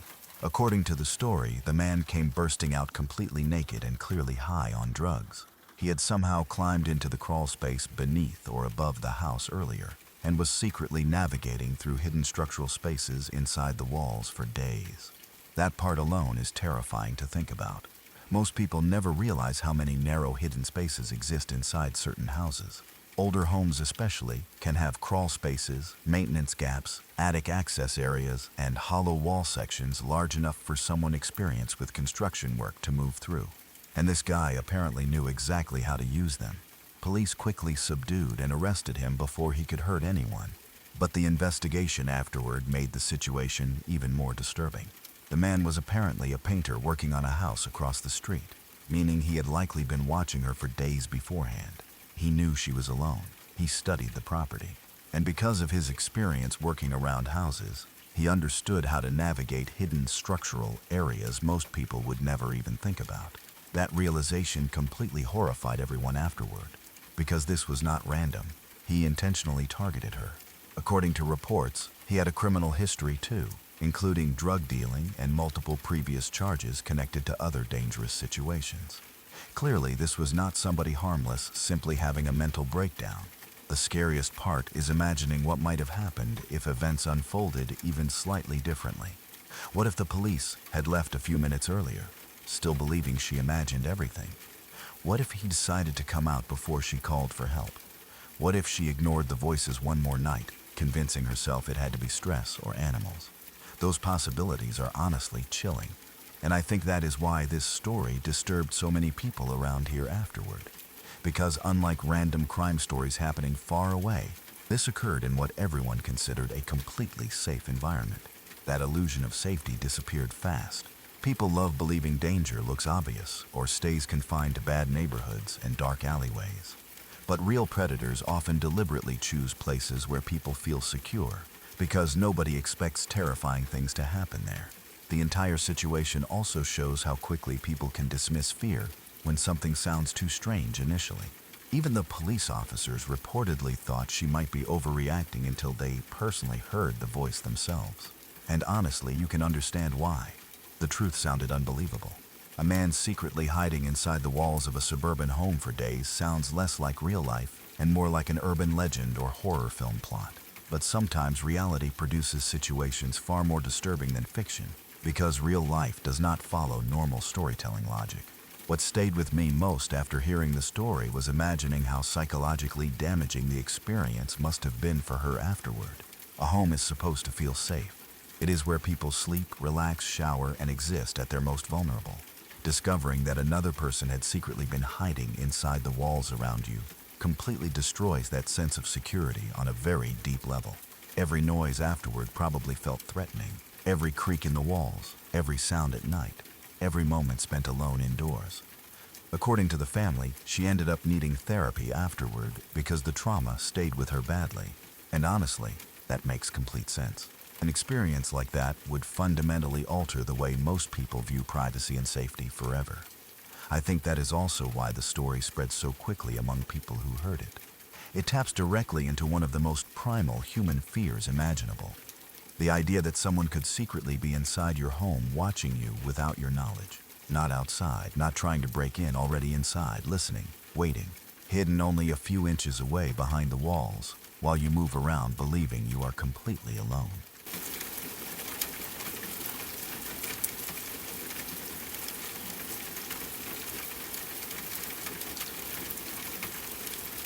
A friend of mine used to work for a company that conducted housing surveys across different parts of the United States. It was one of those jobs that sounded pretty harmless when described quickly. Basically, employees would go door to door collecting information for national housing data, asking questions, documenting properties, and handling survey work in different neighborhoods. The company's system was simple. They usually kept workers within their own state, but wherever they got assigned inside that state was completely up to the company. One week you might end up walking around a quiet middle-class suburb. Another week you could be sent somewhere far rougher without much warning beforehand. And according to my friend, back then the company did not exactly prioritize employee safety the way they probably should have. One particular assignment stayed burned into his memory permanently. At some point, around 15 or 20 years ago, he got assigned to work in New Haven. Now, even today, certain parts of New Haven still carry rough reputations depending on the neighborhood. But according to him, back then some areas were significantly worse than they are now, especially for somebody who obviously did not belong there. He drove out early that morning with his clipboard, paperwork, and survey materials, expecting it to be just another workday. At first, nothing seemed unusual. The streets looked worn down, buildings neglected, and the atmosphere generally tense. But when you do that kind of job long enough, you get used to entering unfamiliar neighborhoods constantly. Still, the second he arrived in the specific area assigned to him, he immediately felt out of place. Not in a vague, paranoid way either. In the very real, instinctive way where every person nearby seems to notice you immediately because you clearly do not belong there. He described the neighborhood as one of those places where people sitting outside stop talking the second a strange car appears, where residents automatically track unfamiliar faces because outsiders rarely show up unless they are police, social workers, buyers, or trouble. And my friend stood out badly.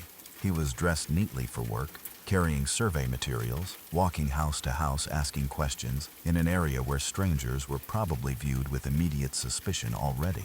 At first, though, things remained manageable. He knocked on doors, spoke briefly with a few residents, and tried to work through the assignment as quickly as possible while keeping his head down. But the entire time he felt this growing tension in the air. People watched him constantly. Some ignored him outright. Others stared without speaking. The kind of atmosphere where your survival instincts quietly start telling you that you need to leave. Then things escalated. At one point, while he was working near a particular house, two men suddenly came outside. And according to my friend, the second he saw them, he knew immediately something was wrong. They were not simply annoyed residents wondering why someone was on their property. They looked openly hostile, and with them was a pit bull on a heavy chain leash that was also extremely aggressive the second it noticed him. The dog immediately locked onto my friend, barking, pulling hard against the leash, muscles tense like it desperately wanted to attack. He said even from several feet away he could tell this was not some friendly pet reacting nervously. This dog looked ready to tear somebody apart. Meanwhile, the two men just stood there staring at him. No smiles, no conversation, no normal questions like, "Can we help you?" or "What are you doing here?" Just silence. And according to my friend, the look they gave him communicated everything without words. It was basically, "What do you think happens to you if we let go of this leash?" That realization hit him instantly. He suddenly understood how isolated he actually was standing there. Wrong neighborhood, no nearby backup, two hostile men, an aggressive dog, and the overwhelming feeling that if things went bad, nobody around there was going to help him. He later said time almost seemed to slow down in that moment. The dog kept straining against the chain, snarling and barking while the men stared him down. Nobody moved. Nobody spoke. Then one of the men shifted slightly like he might loosen his grip on the leash. At that point, my friend made a decision. Now legally, he had a concealed carry permit and carried a pistol with him because the nature of his work sometimes sent him into dangerous areas. Most of the time, he never even thought about it. It was simply something he carried, hopefully never needing to use. But in that moment, he genuinely believed he might be seconds away from being attacked. So slowly, carefully, he stepped backward and revealed the pistol concealed on his person, not pointing it directly, not waving it around dramatically, just enough for them to clearly understand he was armed too. And then, according to him, the atmosphere changed instantly. The men stopped moving. The dogs still barked violently, but now all three of them just stared at each other in complete silence. My friend described it as one of the longest moments of his life. Nobody blinked, nobody backed down, nobody spoke. Just this horrible silent standoff where everyone involved understood things could turn catastrophic in seconds if anybody made the wrong move. And honestly, that is probably what made it so terrifying afterward. There was no yelling or chaos, just this cold mutual understanding of violence hanging in the air. My friend later admitted he truly thought he might die there, not necessarily from being shot, but from that dog. He was convinced if they released it, the animal would reach him before he could react properly. And in a neighborhood like that, if things escalated fully, there was no guarantee anyone would even call police quickly. For several seconds, though he said it felt like forever, they all just held eye contact. Then finally the men slowly backed away. Without another word, they turned around, brought the dog back inside the house, and shut the door. The second they disappeared, my friend got out of there immediately.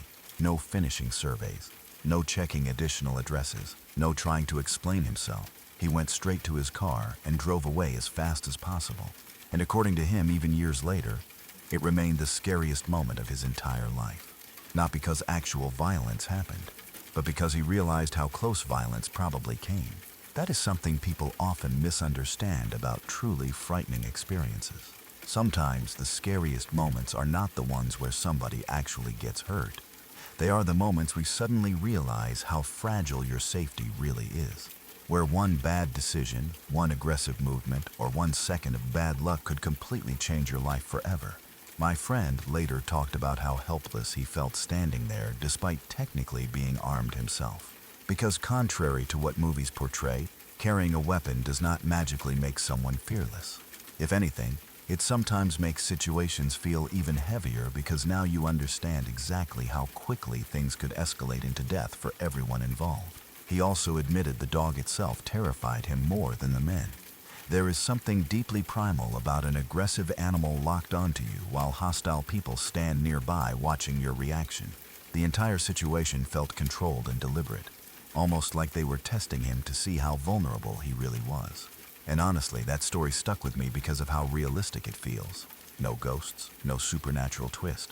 Just an ordinary man doing his job accidentally finding himself in a situation where instinct immediately screamed that he was in danger.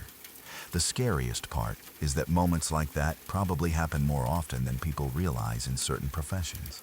Delivery workers, utility employees, surveyors, social workers, and countless others sometimes enter environments where they are isolated among strangers who may not want them there at all.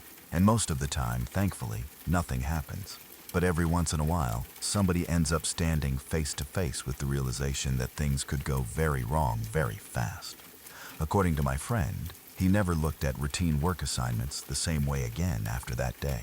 Because once you experience that kind of silent threat directly, you realize how thin the line between normal life and violence sometimes really is.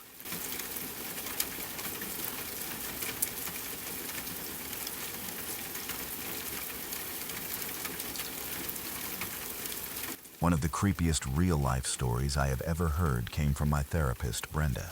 The first time she told me this story, I honestly just sat there staring at her afterward, trying to process how close she may have come to becoming another victim of one of America's most infamous serial killers. What made the story especially unsettling was how ordinary everything started. Back in 1975, Brenda was 17 years old and going through a rough period with her family. According to her, she and her parents fought constantly, and eventually things became bad enough that she decided to run away from home for a while. Looking back now, she fully understands how dangerous hitchhiking across the country was, especially for a teenage girl alone. But in the 1970s, people often viewed that kind of thing differently. There was this lingering idea that the world was mostly safe if you trusted your instincts and stayed careful. Unfortunately, history proved over and over that this was not always true. Brenda ended up hitchhiking through different states, taking rides wherever she could find them. At some point, she made her way into Colorado, near the Aspen area. By then, she had linked up with a truck driver named Ed, who was traveling in the same direction she needed to go. Whenever she talked about him, she always made a point of describing how kind he was. She said he was an older man with a gray handlebar mustache and this calm, fatherly energy that immediately made her feel safe. Considering how many terrible stories exist involving hitchhiking, she always felt lucky that Ed turned out to be one of the genuinely decent people she encountered during that time. According to Brenda, Ed treated her almost like a daughter. He made sure she ate, checked that she was okay, and constantly looked out for her safety while they traveled. Even decades later, she still remembered him fondly because she knew things could have gone very differently if she had ended up with the wrong person. One evening while driving outside Aspen, Ed realized he needed to stop for gas before continuing on. It was beginning to get dark outside by then, and they pulled into a relatively quiet gas station. At that point, the station was mostly empty, just their truck, a few pumps, the little building where customers went inside to pay. Very ordinary. Ed needed to go inside to pay for the gas, and apparently did not want Brenda sitting alone in the truck while he handled things. So instead, he suggested she sit on a bench near the front of the station where she would stay under the lights and remain visible. She agreed and sat down while he headed inside. Now, before getting into what happened next, Brenda always emphasized what she looked like back then, because it later became important to the story. She was 17 years old, thin, soft-spoken, very much the image of a typical 1970s teenage girl. But one feature especially stood out. She had long, straight brown hair parted directly down the middle.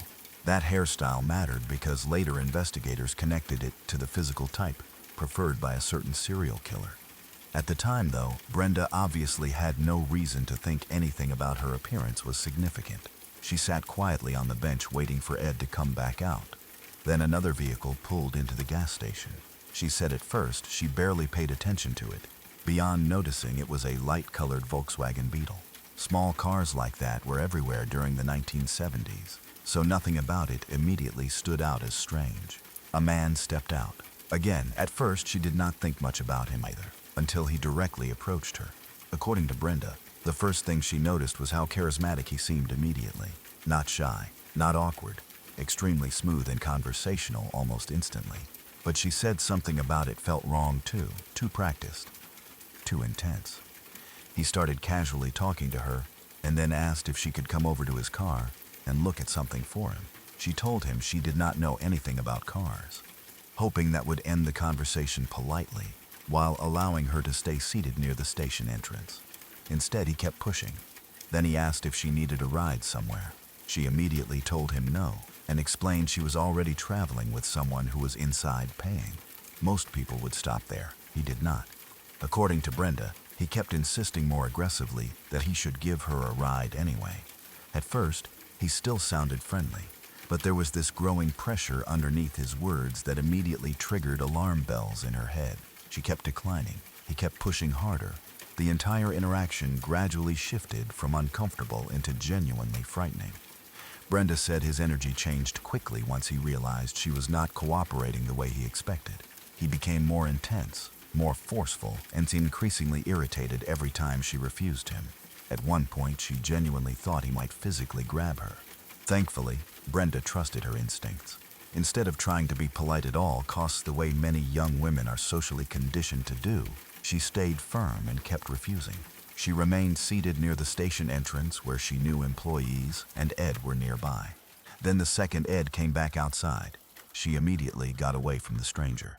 The man never openly threatened her, never attacked her, never physically touched her, but she left that gas station deeply unsettled by the interaction.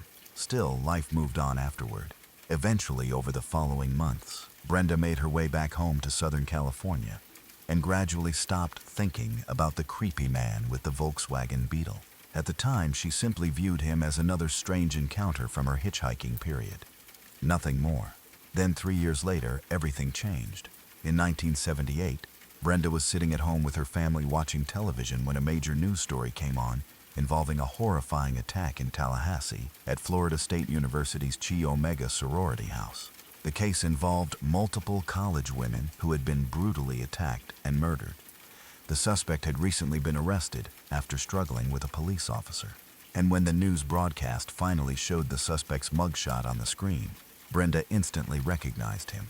Immediately, no hesitation. It was the same man from the gas station in Colorado, the same Volkswagen Beetle driver who kept trying to lure her into his car years earlier. The man was later identified as Ted Bundy. According to Brenda, the realization physically shocked her, because suddenly that creepy encounter transformed into something far darker in hindsight. She realized she had very likely experienced the early stages of a predator attempting to isolate her and move her to a secondary location. And once you know who Ted Bundy was and how he operated, the interaction becomes even more horrifying. Bundy was infamous specifically because of how charming and trustworthy he appeared initially. Unlike the stereotypical image people imagine when thinking of serial killers, he did not immediately come across as obviously dangerous. He was educated, charismatic, conversational, and skilled at making women lower their guard. That normal appearance was part of what made him so deadly. Brenda also perfectly matched the physical type many investigators later associated with Bundy's victims. Young women with long brown hair parted down the middle. When she realized all of that afterward, she said she felt sick, because if she had agreed to get into that car, there is a very real possibility she never would have been seen alive again. What saved her, according to Brenda, was nothing dramatic, not luck exactly, not fighting, not screaming, just instinct. She said from the moment he approached her, something deep inside her kept repeating the same warning: do not go with him. That internal feeling grew stronger every time he pushed harder for her to leave the bench and approach the car. She could not logically explain why she distrusted him so intensely at the time, because outwardly he seemed charismatic and confident. But her gut recognized danger anyway, and thankfully she listened. That part of the story stayed with me more than anything else afterward, because people often dismiss intuition as irrational or overly paranoid, especially women who are taught from a young age not to seem rude or judgmental toward strangers. But countless survivors later described the exact same thing: a deep instinctive feeling that something about a person was wrong before any obvious threat fully appeared. Brenda always said she learned an important lesson from that experience. If your instincts tell you somebody is dangerous, you listen, even if you cannot fully explain why, especially then. Because sometimes your subconscious notices warning signs long before your conscious mind catches up. And honestly, knowing how close she may have come to disappearing forever that night in Colorado still gives me chills every time I think about it.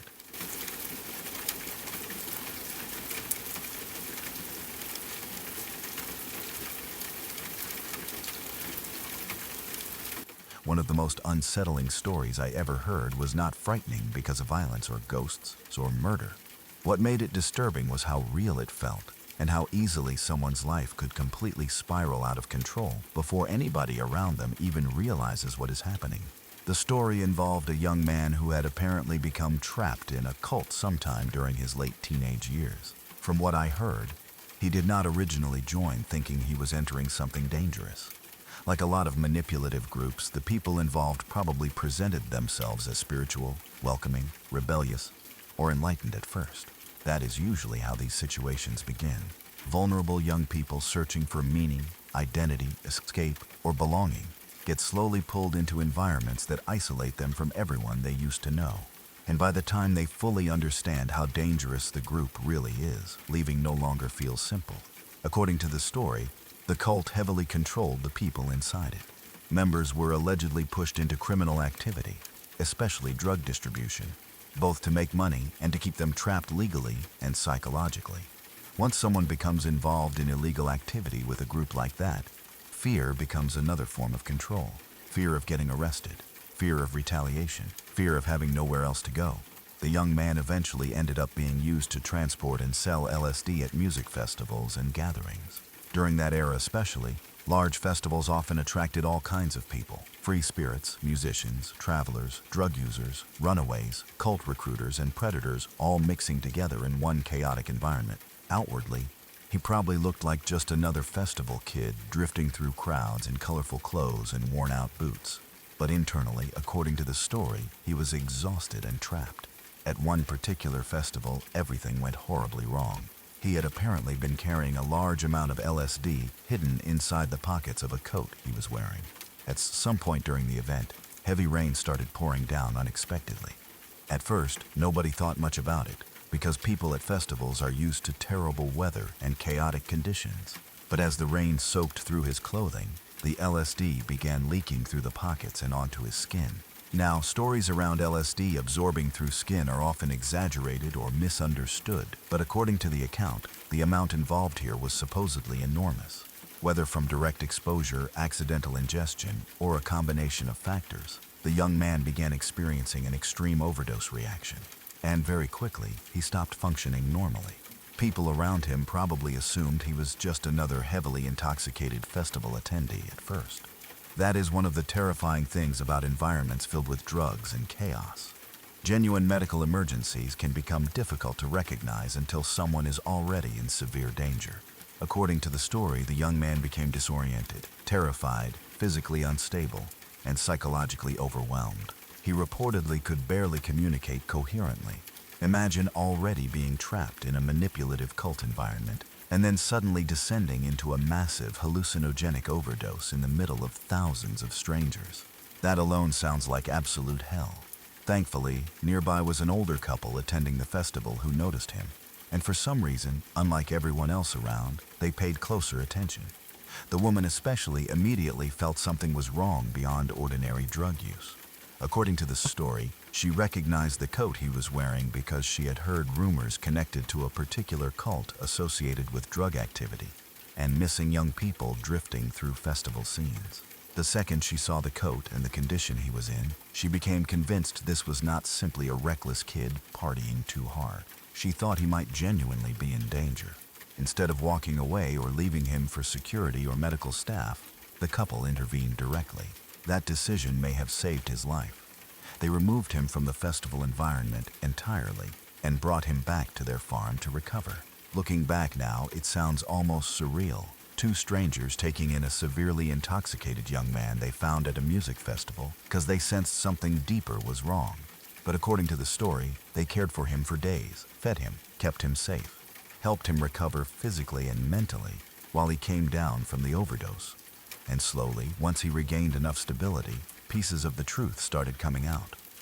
The young man eventually admitted he had been away from home for years. He had apparently left as a teenager and gradually become absorbed into the cult's world until his previous life almost disappeared completely. By the time the older couple found him, he sounded emotionally exhausted more than anything else. Not rebellious anymore, not searching for adventure anymore, just tired, broken, and desperate to go home. That part always stayed with me emotionally, because underneath all the drugs, manipulation, and chaos was still just somebody's lost child.